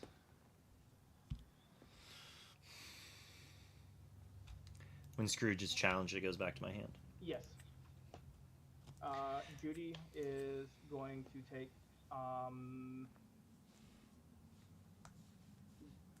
yeah, we'll take Webby, and then Minnie will.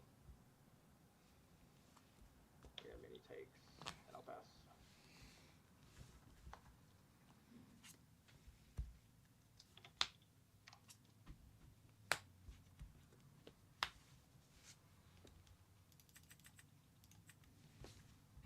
Yep, that's game.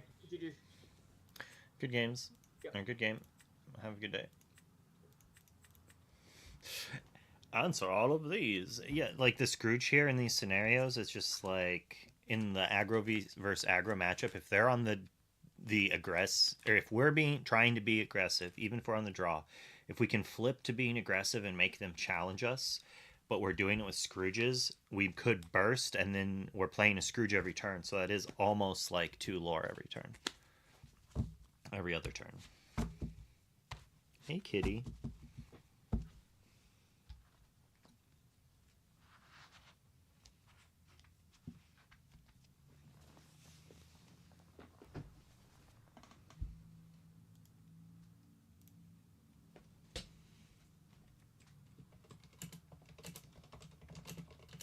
I have to type something real quick.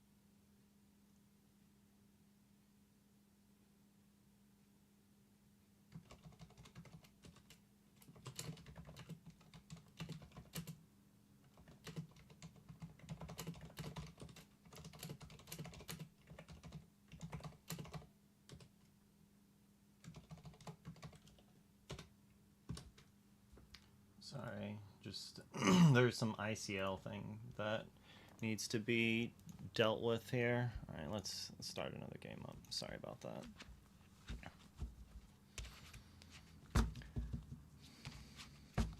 Hello.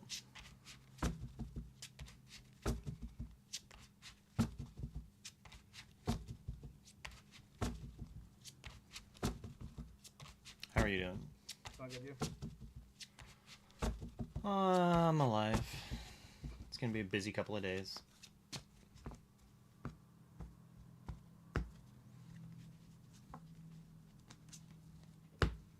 What's Richmond coming up?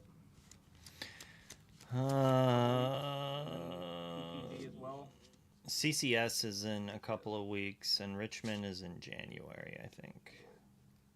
Unless Richmond is CCS, but I think that's the DLC. It is. I know there's a PPG here in Orlando. I think. I'm not gonna make that one, sadly.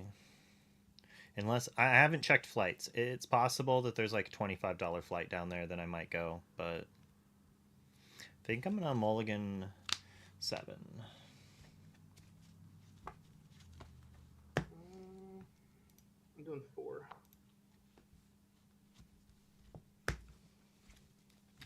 It's just a quick, like, 2-hour drive for me.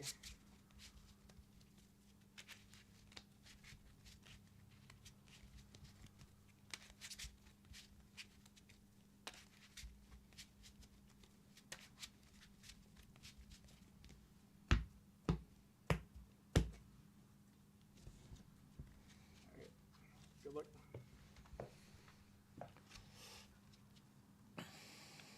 You too. I will ink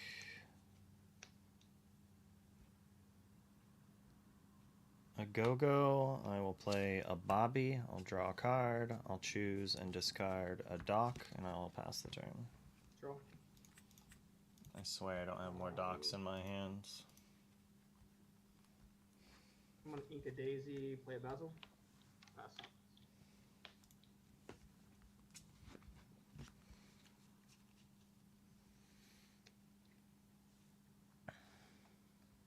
Did you say ink a Daisy? I'm sorry, what did you ink? Daisy. Okay, okay. I was like, wait a second. Daisy's uninkable. I was like looking away for a second. I'll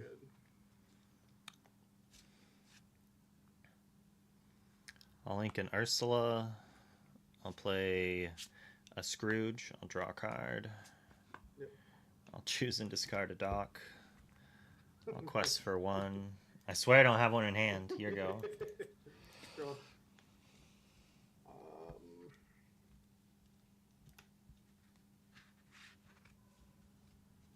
Ink a Donald. 2 for Rapunzel. Pass.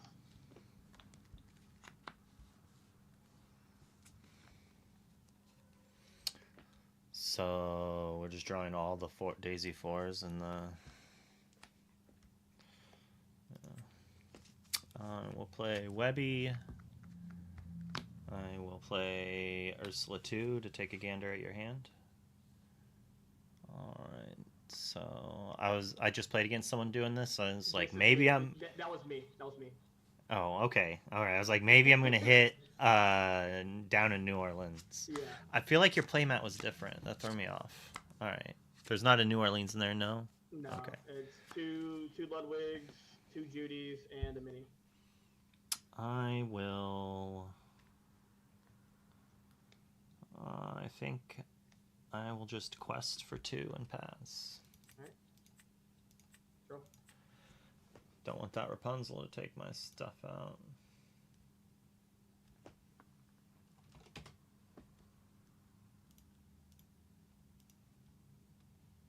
Ink Mini. Pay 2 for Daisy. More daisies. How do I want to do this?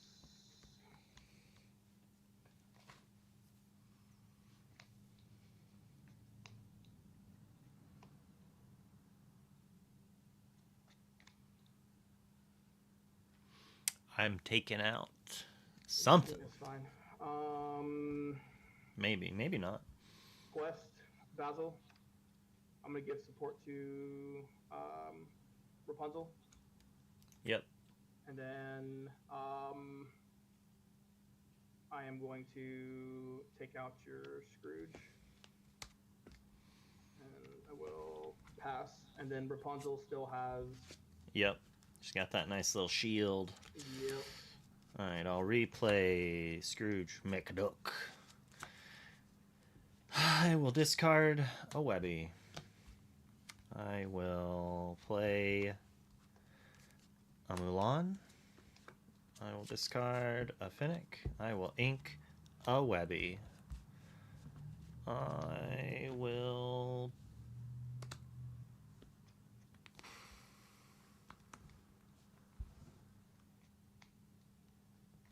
So there's no shield on Basil, so No. I'll take him out. Alright. And I will pass the turn. Sure. Alright. Look at Donald. 4. Play Judy. When I play in Quest, look at top 3 for Detective.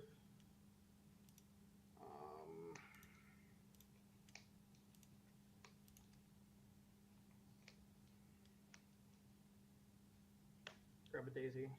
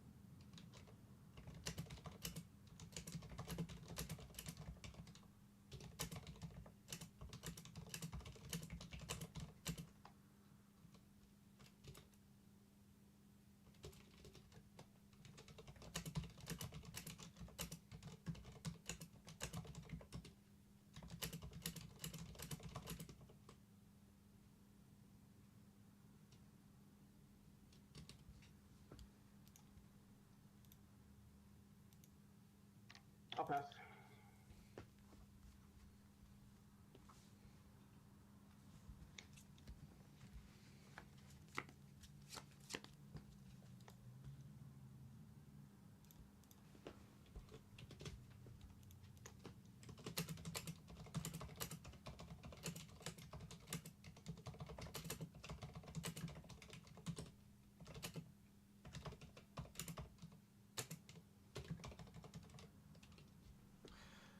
Multitasking is foolish of me to do, but here I am. I shouldn't be multitasking, but here I am. All good. What you I'm streaming and like having conversations with people at the same time. Yeah, the VOD of the LCCC is on JDZ's channel. I will ink the 4th Webby. I'm pretty sure I've inked 2 other Webbies. Yep. And then I discarded one. Yeah. And then 2 docks, and I started with one of each. I started with one of each, I swear. Wait, 5 ink. Didn't I just ink this to 4? No, I did have 4. Yeah. Maybe I don't ink the Webby. I'm not going to ink the Webby yet, sorry. I thought I needed 4 ink here. I'm going to play Scrooge first. Oh, I guess that changes things. I swear I don't have a Webby in my hand as I play a 1-drop Webby. I will Quest for 2.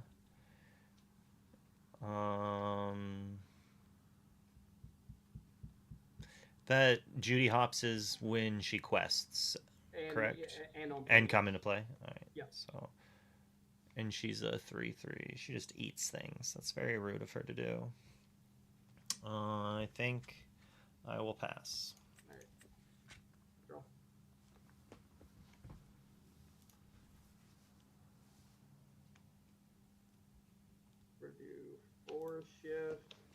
then now we're gonna sing Down in New Orleans.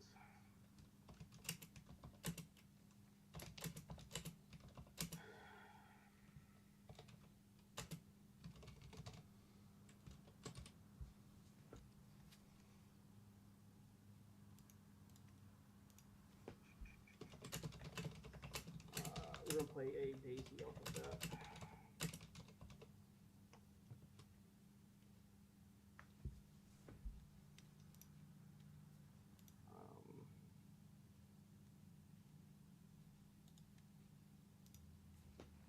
We're going to Quest with Rapunzel, giving support to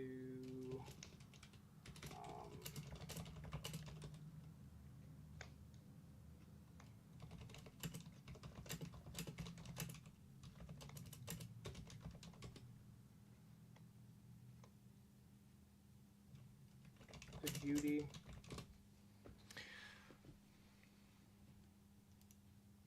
Judy's going to take Scrooge. And I'm going to take a Judy. And I'll pass. Sorry, I blanked for a second. All you did was bounce a Scrooge to my hand. That involves my board, right? You didn't challenge anything else? That was the only thing that was exerted. Okay. I was like, you have so many supports. I didn't know if maybe there was No. a world's greatest coming in or not. No. Alright, well, I guess we're going to shift this Webby. We'll play Scrooge. We'll draw, discard a Scrooge. I don't need 3 of them. Maybe I do. I'll ink... How many ink do you have? 5? I won't ink Flynn Rider till after I quest. Then I'll ink Flynn Rider. And then I will quest for these. So 1, 2, 3, 4, 5, 6, 7 to 12, and then I'll pass. Yep. Draw.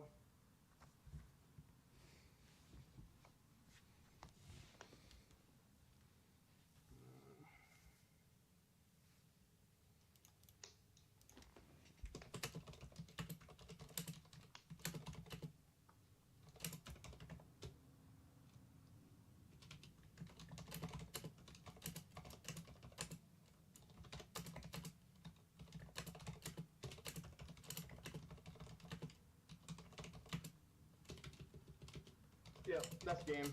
I didn't have any removal. Rough. Yeah, Sorry about the got delays Judy. there. No issue. And then what? Dock in hand. Yeah. Dock in hand, and then draw 3 more cards. Yeah, the Scrooge is really rough for you to deal with. You have to have that Minnie Mouse and the support action to really take it down. So in that down in New Orleans, I seen a world's greatest, and I was like, you gotta be kidding me. Alright, well, good luck in the rest. Yep, GG's.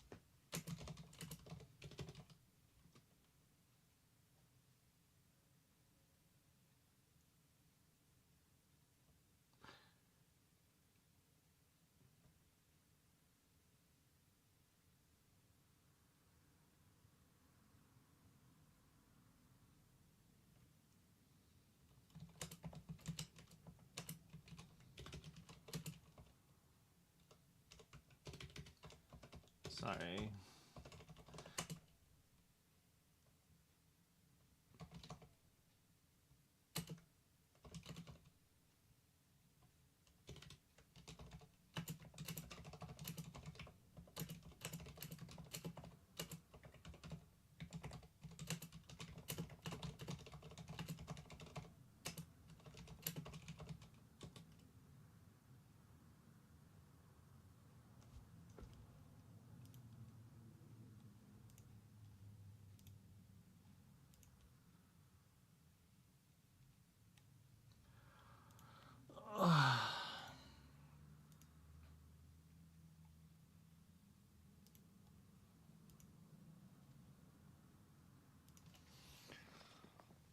Feeling good about this build. It's not bad. I mean, I think getting Webbies is a good investment if you had gotten them while they're still super cheap. Maybe if you can get them on their random dip. What are they at right now? Only 150 a piece.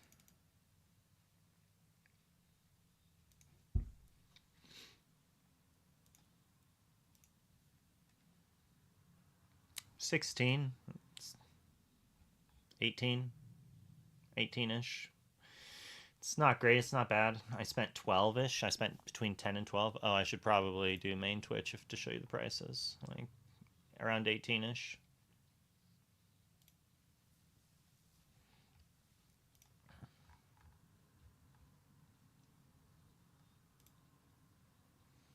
$26, dipped down to 14. It was lower than that. Items sold between $10 and 18. I think I bought one for like 10 with $1 shipping, and then around 12 each. And I got them all in the mail. I was happy about that. And she jumped up to 26 and has dipped a bit. They've all the cards have kind of dipped except for some Chase Enchanteds and such. Shark was up to like 37 the other. Oh no, that was Dumbo, which I guess if Purple Steel is going to be dominant. But we did just see it get crushed by Blue-Green, but Blue-Green wasn't running Cindy, right? Demona down to 16. Tiana up to 18. She was down a little bit. Hades up to 30. People are playing him as a 4-of. They just don't realize this card's trash. It's not trash. I also bought some, unfortunately, but...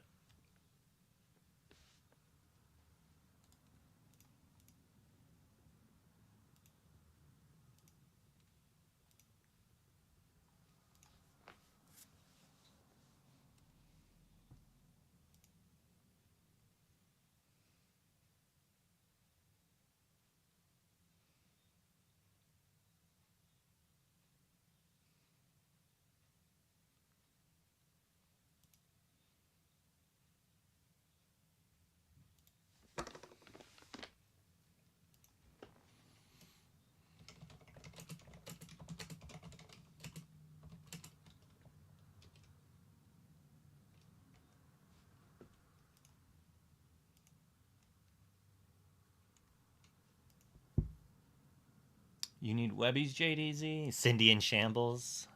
I mean, so you should theoretically, whenever you're buying a card that is more expensive than any other non-enchanted card has ever been for non-promo stuff, right? A base set rare legendary that is more expensive than any have ever been. Like, I'm pretty sure...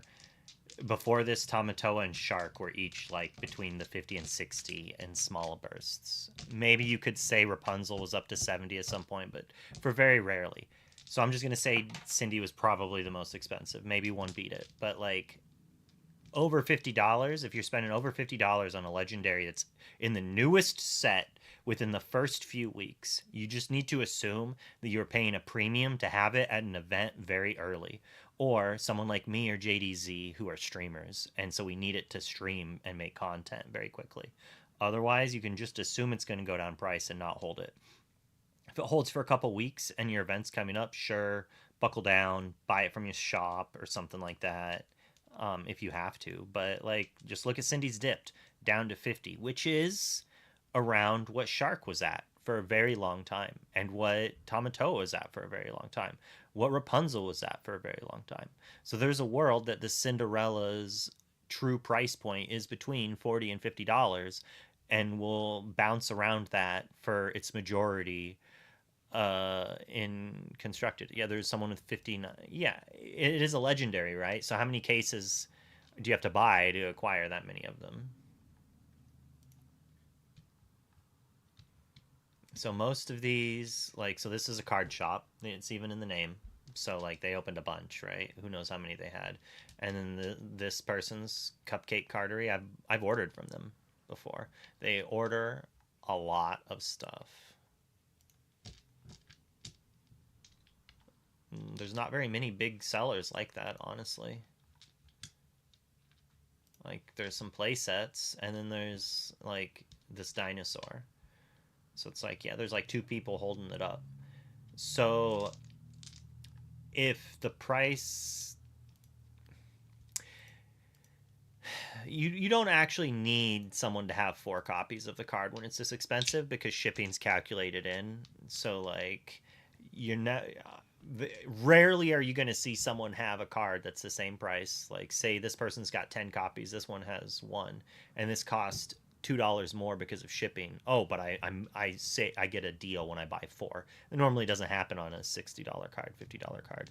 Like, you don't care about the shipping costs at that point. It's like averaged in. They all have shipping in there. You're just assuming most people are single stacks, right? So like, sure, this one here, you save $1. You order both of them. They're probably going to sell theirs soon. But people aren't buying it from them because they only have 52 sales, 62 sales, right? Some people will never buy from these people. They're like, not enough. I will happily spend 6 cents more to buy from someone who has 100% rating with over 1,000 sales. And these are still too small for some people, honestly. Like, look at this person's store.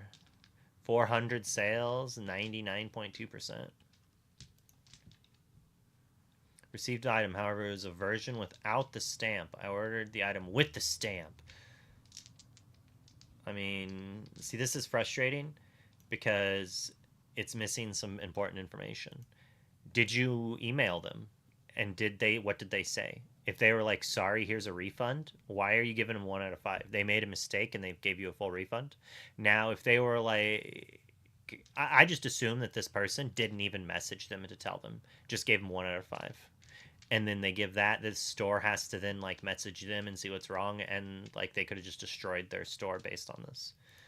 Or, you know, they tried to get a hold of them and they didn't. And then, like, if you message a store about a complaint and they never get back to you, TCG will step in and fully refund you. And when that happens, I leave reviews. Like, I would leave a much more scathing review than this. I would say this, and then I would say, and like, I tried to contact and they ghosted me or something. Like, avoid. Like, sellers who ghost are crazy. And that was a month ago.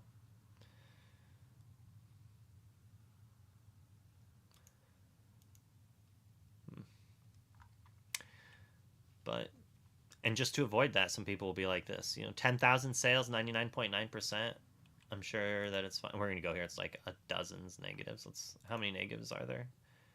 10,000 sales, 15,000 sales, and only 5 people didn't like it.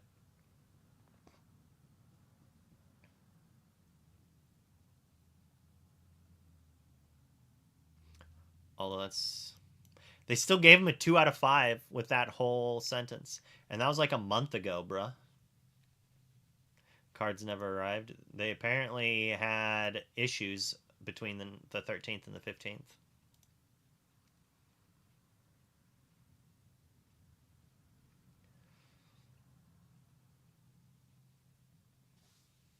How old is this store? Wow. So I guess I have a feeling that like a change of ownership or something happened in 2025.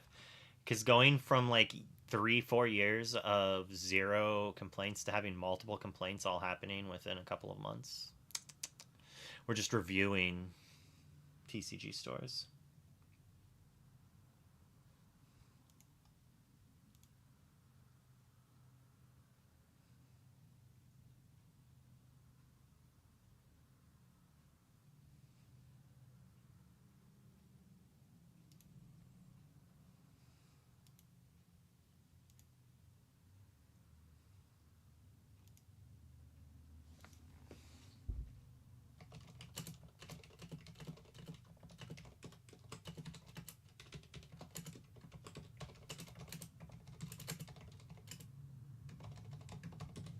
Let's play some games.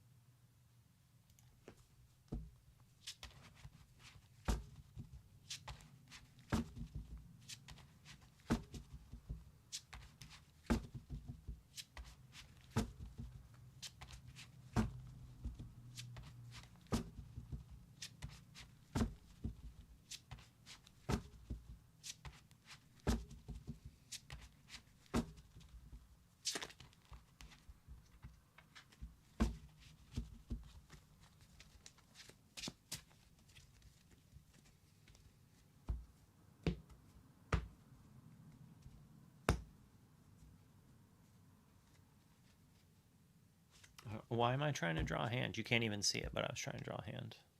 I guess I took away the hand cam from you.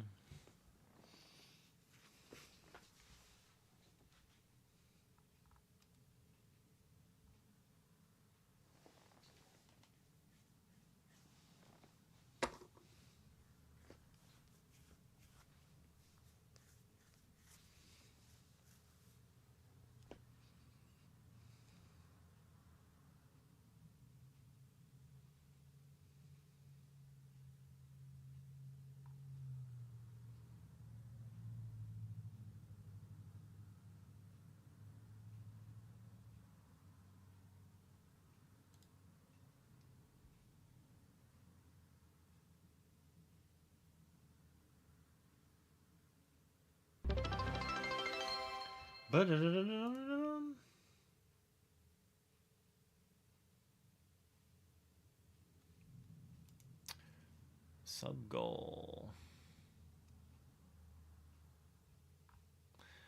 What are we gonna do for the sub goal?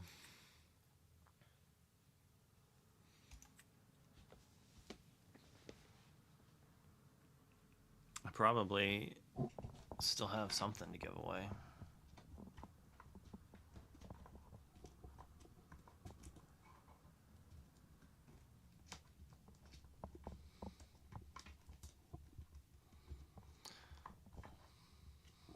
I think I've got one last Friends on the Other Side signed. Let's do a giveaway for it. How should we do it? We'll play another game while we think about it. Is it just a marbles thing? Is there another way? Do we just do some spinning the wheels? I said I don't want those 80s anymore.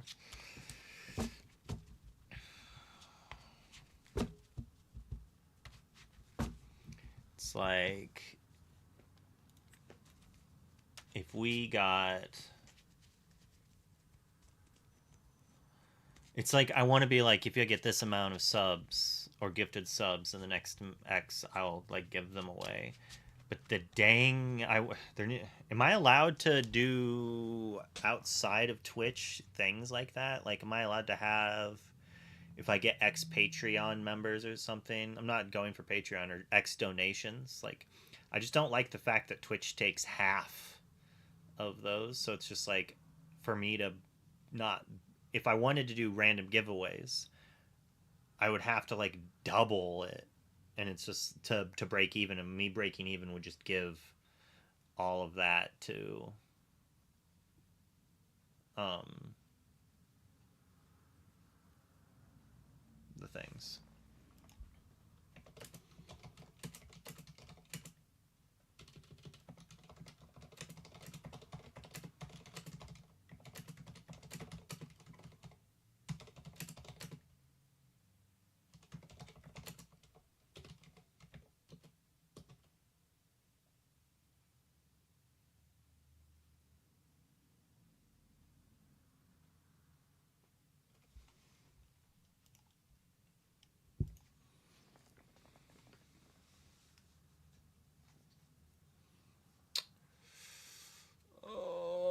But I don't know Twitch's terms and conditions.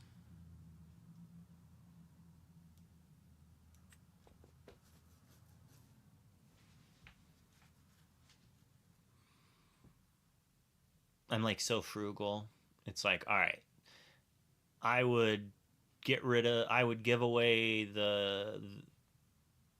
I would do a giveaway for all 4 of them, give one away to 4 different people. I think would probably be what people would prefer.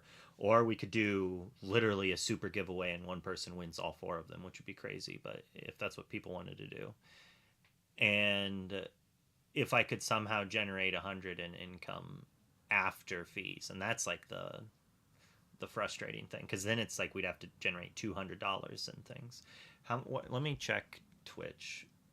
Maybe bits don't get taken as much.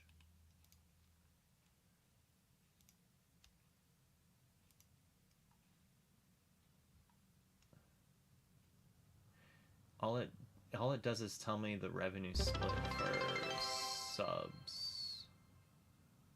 Gray 8 TCG with a prime sub. Nice. Thank you, thank you. We can count that towards it. If we end up doing it, we'll count that towards it. I think it says the subs, but maybe if I just click on bits, it'll tell me more information. Is that what cheering is? Bits, combos, cheering, revenue, cheering revenue share. I earn 1 penny per 1 bit cheered. How much do bits cost to buy? Blue steel. You just want me to say blue steel? I'll say blue steel for you, Bay. I thought bits were only a penny to buy. Do bits cost more than a penny to even buy? I don't have blue steel built yet. I have all the cards for it, I think. I have Cinderellas and Goliaths and the other things. But I have this aggro deck built right now. And I have Emerald Sapphire built. So it's like my Sapphire cards and my Steel cards are split. I have to break 2 decks. Twitch bit breakdown.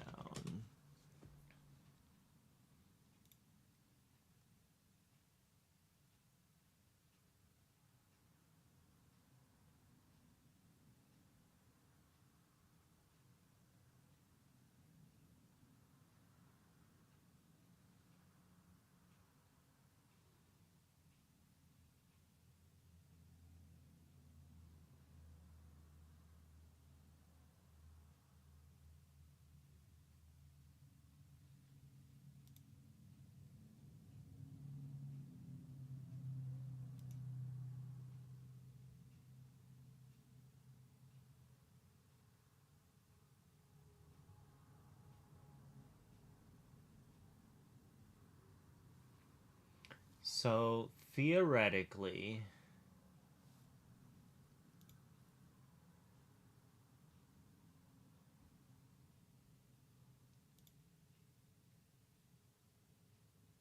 so bright.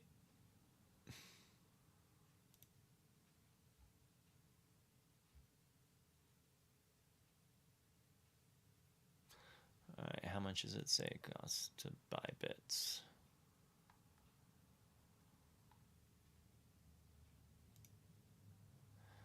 It's like, how does that work? There's no way. They literally give... Oh, okay. All right. So it costs $1.40 for 100 bits. But here, I'll just pop chat out to show it here. This is interesting. They do this with groceries too, and I hate it. Where like to buy 100 bits is $1.40. So they're upcharging you to buy a small amount, right? Makes sense. The deal is 29% discount on 300 bits, $3. So that's $1 a bit. Theoretically, they claim I get a penny a bit. So that's you giving me directly $3 supposedly. But then you look at the 500 bits as $7, so you lose money there again. And then if you buy $20 worth, you get a... So like someone who has a bunch of money who's like, I'm too lazy to order it a bunch of times, just orders this big amount for $300 and they barely get a discount. But like if you ordered it at $300 a piece, it should be a 29% discount. So I could do a bit thing right now then. I need to make sure I do it for the right amount. So 100 would be 10,000 bits. TCG player puking on itself. How do I set? There's got a... Oh, it's probably over here. Manage goals. Bits. Oh, we're actually 29 bits from the 1,000-bit goal that I don't even remember being made. But I vaguely remember doing it a really long time ago. End goal. We'll count it that as a good job goal. I'm pretty sure I'd already given away what we were going to do. I feel so dumb. So 1,000 would be $10 and 10,000 would be 100. If that's a penny a piece, because he's just 2 zeros. Pretty sure. 300 for $3. Yeah. Bit count. New bits. New cheers. New bits.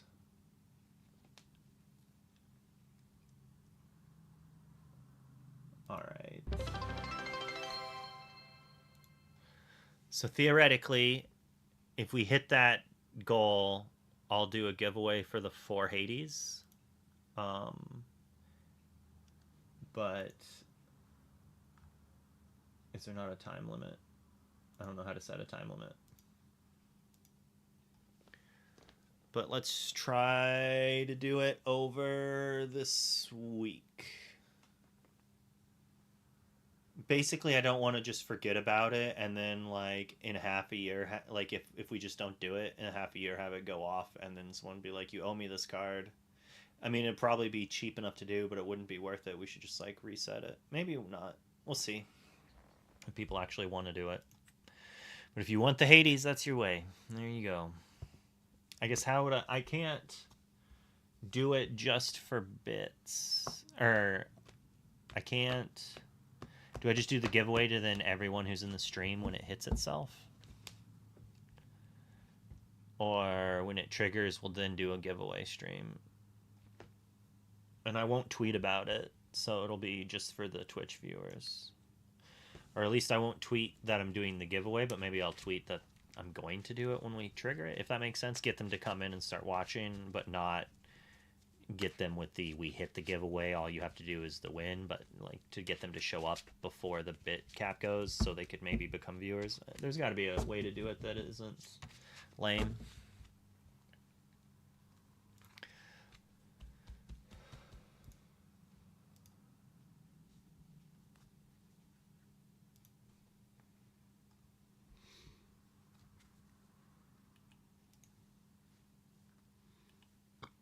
Oh, we had ads. I gotta do squats again. No one's on TCG, or no one's on Pixelborn.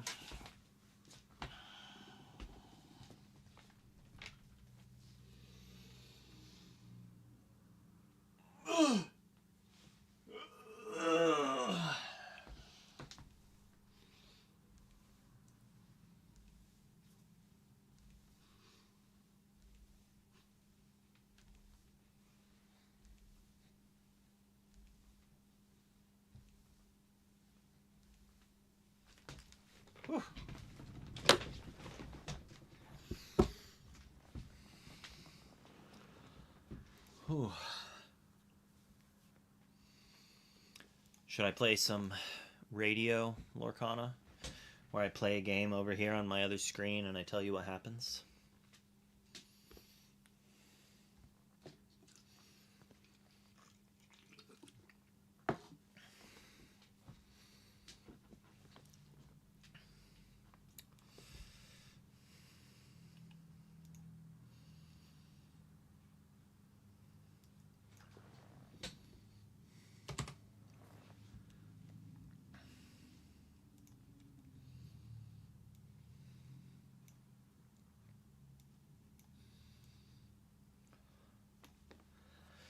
All right, Bobby. You want me to give you work to do?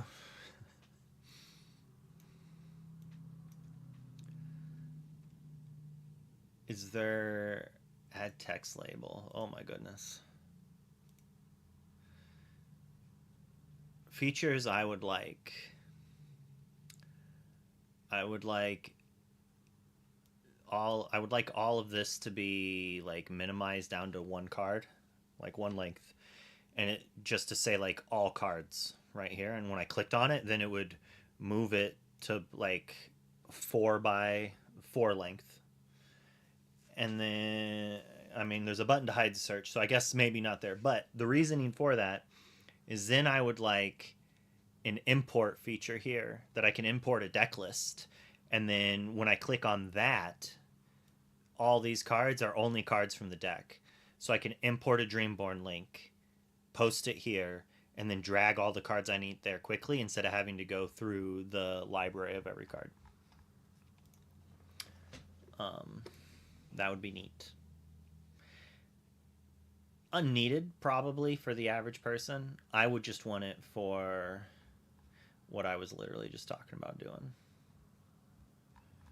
But you've got a big plate, lots of stuff to do, and your stuff has been amazing. A big fan of the lore bot.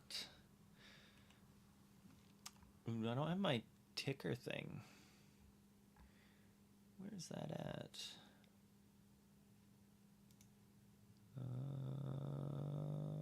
Scene? Dang, it's not a scene. All right, main Twitch. Group stocks. Copy. Pixelborn gameplay. Paste. Duplicate. Show it. Boom.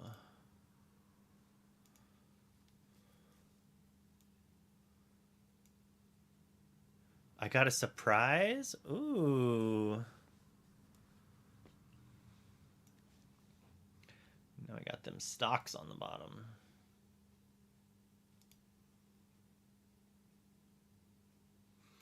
Circle of Life, $17. That's the one problem with this website is they use TCG mid. Now, this price is not there because when you click it, this pops up, which is really annoying because this happens sometimes, but normally it only happens like for a day and it goes away. But oh, I feel bad for this person. So these two sales being here is literally preventing the card from increasing in price too much, by the way. Because people are listing theirs for sale, not realizing that the bottom two priced ones for foil and not foil are not actually there. That the real price point is around $10. It was higher. It was at 15. But I think what happens is people were listing them lower because they weren't selling because these are here. And then the people who are aware that those are broken just snap them up. It could also just be that Gabe's deck was really hot for a few days, but people haven't fully adapted to it. It didn't win anything else. People have very short memories. But I think the card's pretty solid. But there's like so many copies around like 10, 11 that 17 is a bit much. By average price? By market price? No. By low. Give me by low. Ugh. Frustrating. Even if you sign in, it doesn't work, I don't think. Hey, look, I complained about it, and then it fixed itself right here. But yet on my little ticker on the bottom of the screen, it says 17. But on this, it says 10. Isn't that cute? Oh, but that's by market price, not by average. Stupid market price. But it's the one-time market price is done well. Maybe that's how TCG players trying to force people to use Marketplace. Oh man, Cheft, yeah, I'd be big sad.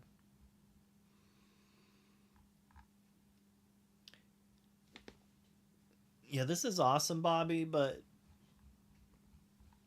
oh man, what you don't why are all the cards not here? It does, probably because if you tried to load them all in, it would break. So I have to even search for cards.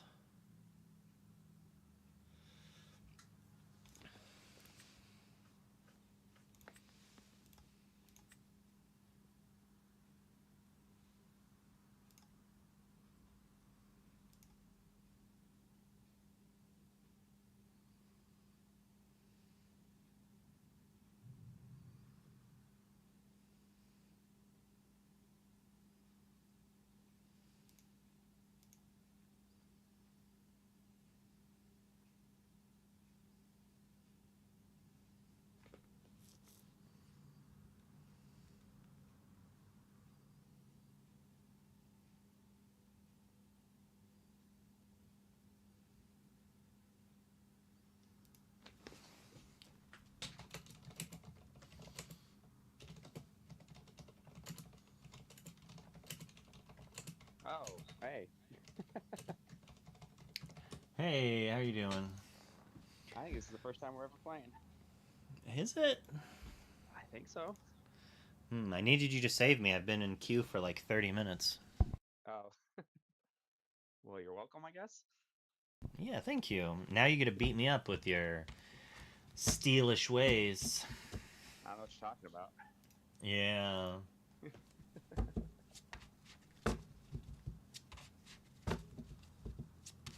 How'd the LCCC go? It was fun to watch. I don't play. I will probably be playing on Thursday, but that's only if that works for Specie as well, but it should. Gotcha. Yeah, I just got done watching it, and then I just jumped on streaming, so. Let's see. Oh, we're on the play. 7. 6-7. What? 6-7. Don't be one of those people. To survive it, sometimes you must embrace it. Need those Hades. Bits for Hades. 2, 4. 1. I'm gonna do 7.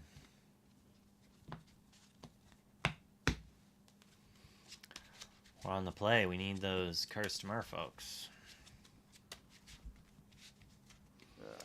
You got to get a second cam, man. I do. Maybe when I get enough people to follow, so I can use that money to get me a second cam. So. Oh, my hand cam was like $10, $15 on Amazon. It's not a high quality camera for the hand. Fair enough. I tend to go for the more budgeted options when able. And I'll ink a Webster to play a Webster, and I'll pass. Ink a non-foil to play a foil. There we go. Much better. I don't blame you there.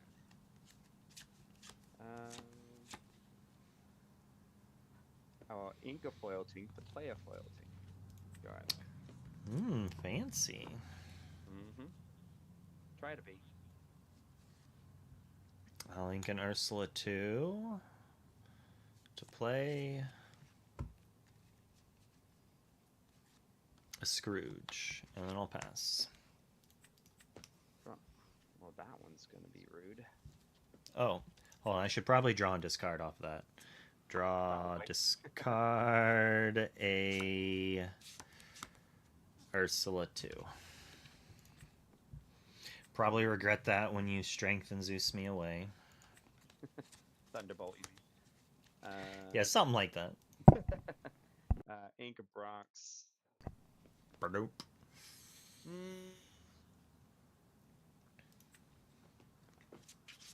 We'll play putting it all together. Maybe can't challenge, draw a card. And quest 1, go ahead.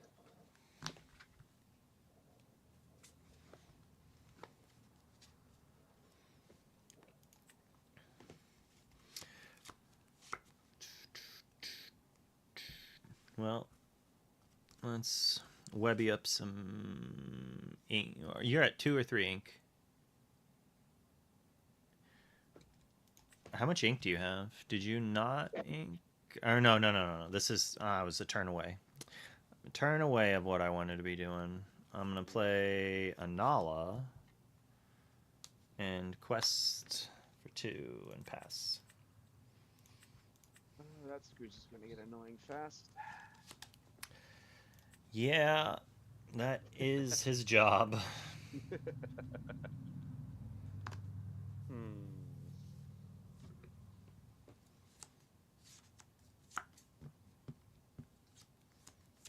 Tinkerbell is going to be annoying if you have the shift. We will find out now, won't we? Yeah.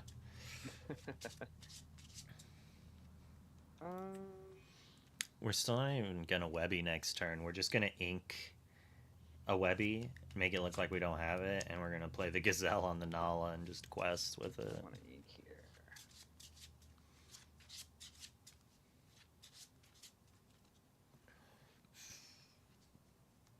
Ink Lexington, play a Bronx. We challenge to get rid of it, and then he'd bring it back. But at least you don't quest for another turn.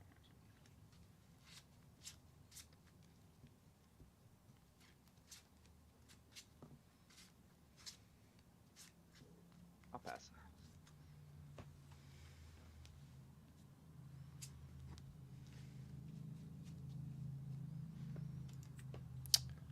I'll ink.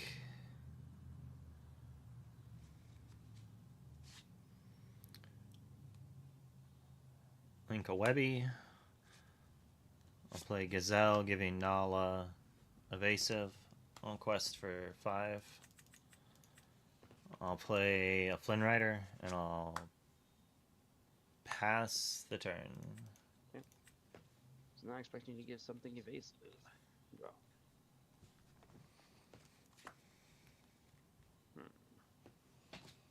Ink and I'm still here. Cards in hand? 5. Yeah, that Bronx doesn't get a ready.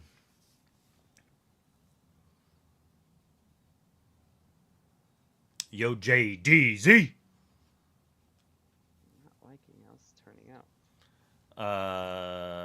Well, the ad just started, but we're playing. We're playing the Scrooge McDuck.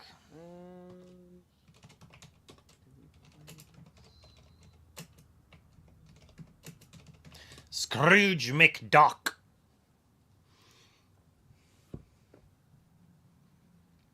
It's just fun to go Scrooge.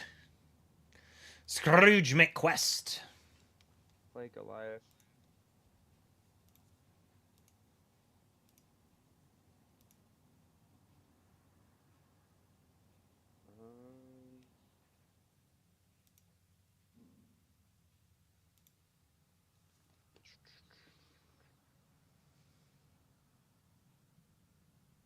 The evasive is only until the start of your next turn, correct? Sadly, yes. Gazelle is not. But could you imagine if it was just evasive as long as Gazelle was in play? That would actually be kind of cool. You would no. You would just fire the cannons at. Like that's all you would do, right?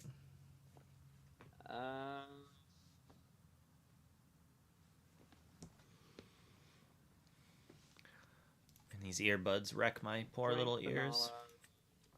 Rude. Hey, not getting on my characters is rude right now. We'll go ahead, punch the Scrooge, and send him back to your hand. And I'll get a lore for. Oh no, I sang. Never mind. Pass. 4 cards in hand? 3. So he does not ready though, correct? Correct. He will not ready at the time. All right, nice. All right, we'll draw for turn. We will send Gazelle Deer into Tinkerbell.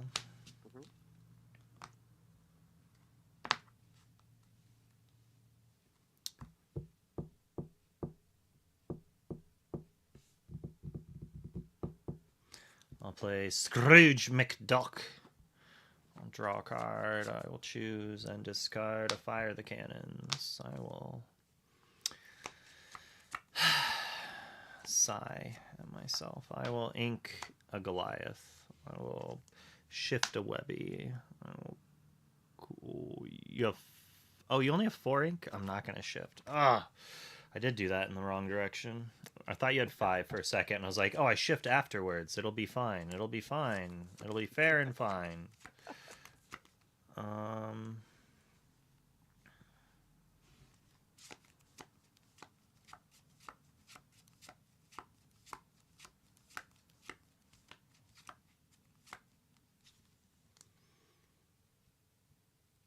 I'll still ink Goliath and still shift Webby. No, I won't shift, but I'll boost. Okay. And then I'll pass. So many options, and I'm sure I did it wrong. Yeah, definitely, had I realized that the Webby doesn't hit there, I should just shift Webby. But, like, I still need the Goliath ink. So I could have quested, gotten the ink. They answer the Webby. 3/2 quest for 2 right now? Correct. Okay.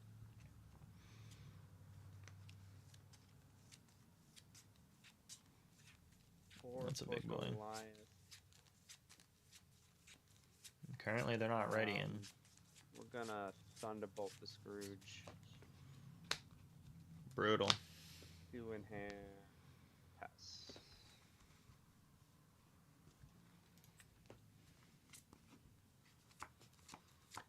And you had no ink, correct? I did not ink, no.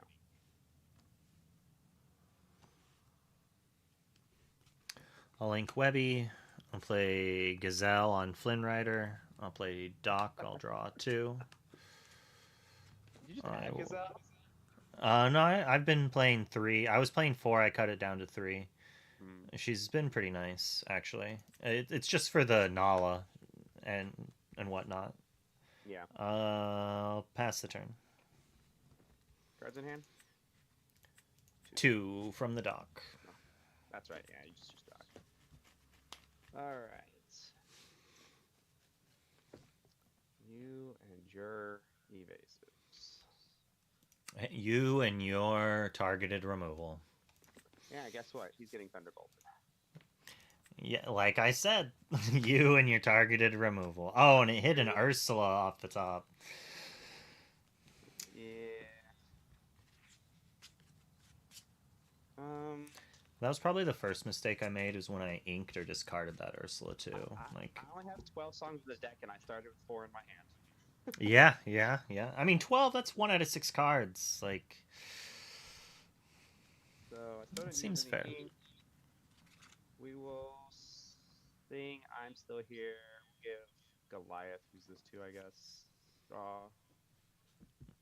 Well, that's stupid. Sing more, I'm Still Here. We'll play 3 for Lexington in case you do any more evasive shenanigans. Rude.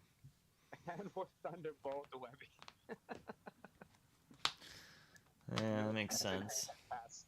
No cards in hand. All right. That's what I like to hear. You just got big things. I'll play Bobby. I'll draw and discard a Go-Go. I'll play Nala, then Doc. I'll draw 1 and 2 cards. I would like a Doc. I bet. I will pass the turn. Any of my cards, honestly. A Goliath would be good for both of us. I mean, it's a Goliath. The wrong Goliath. Oh. 3, 4, 5, 6, 7. Well, that sucks. All I can do is quest for 3 and pass. Honestly, probably should have inked them in case I did draw a big Goliath. I'll play Flynn and boost him up. I'll play Fred. I'll quest for 1, 2, 3, 4, 5, 6, 7. Go to 16. And I'll pass. I'm going to be mad if I moosh you off the top. Because I'm 1 ink short. Oh. That's why I said I probably should have inked the Goliath. Mushu and Pluto, but I guess you're so Ruby, you might not have Pluto anymore. Yeah, I had Pluto originally, but it wasn't working out so well. I'll ink the power line because he's not getting me anywhere. So, but my last card was an answer to Powerline, obviously. So this is getting taken down, no matter what. So I have 5 characters. If you challenge all out, you take them all down, and you put a damage on 4 of them. 3, 6, 9, 12 lore. With all the Goliath symbols. Well, I don't even know what it does. Oh, whenever one of your gargoyle characters challenges another character, gain 1 lore. And I have 3 of them. Oh, maybe I shouldn't have quested. Okay. I definitely would have waited a turn, I think. I think that's with the last Goliath. Oh. Well, I guess I lose for not knowing how cards work.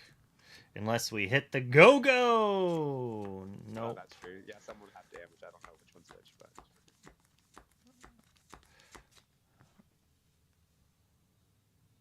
I think there's another one somewhere. Okay. Yeah, I lose. I guess I had it if I read what your cards did. I thought it gained a lot of lore when one of your gargoyles was banished. No. Whoops. Crap. There's a shark. That would have been nice. Reading the cards explains the cards. It does. But All right. There's a lot of red, so. I mean, it makes sense as to why you're playing the card now. Yes. I actually just added them in.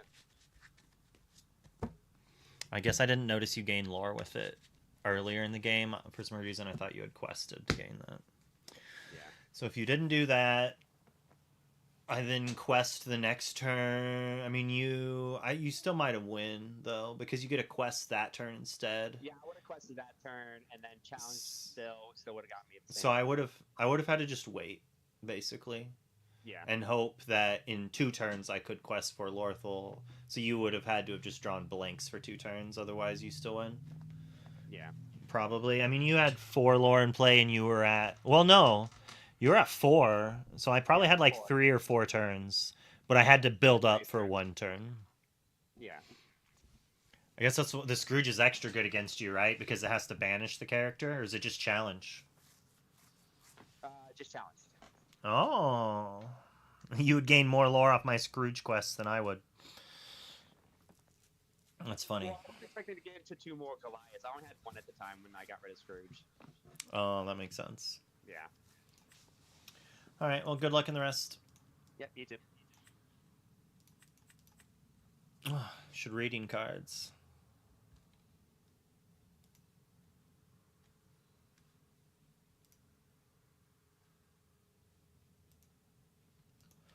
Alright, I do need to take a shower, so we're just going to raid the Snake Chips. He beat me, so we have to raid him.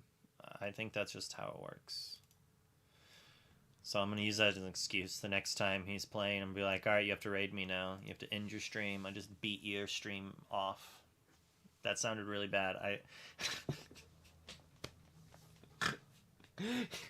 I beat your stream so bad that you have to turn it off. How about we use full sentences there?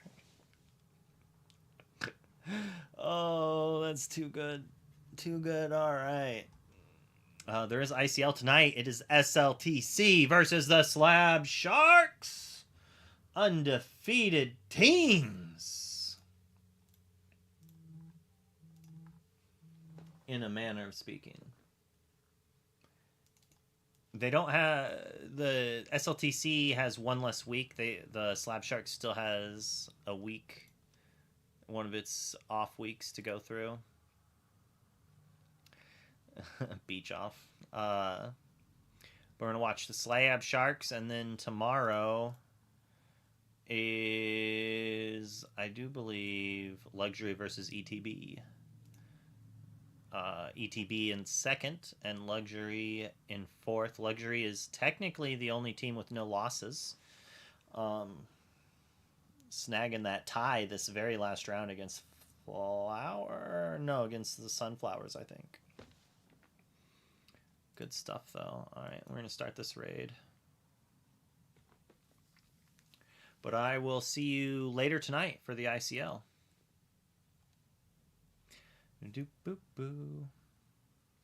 Alright, I'll see you all later.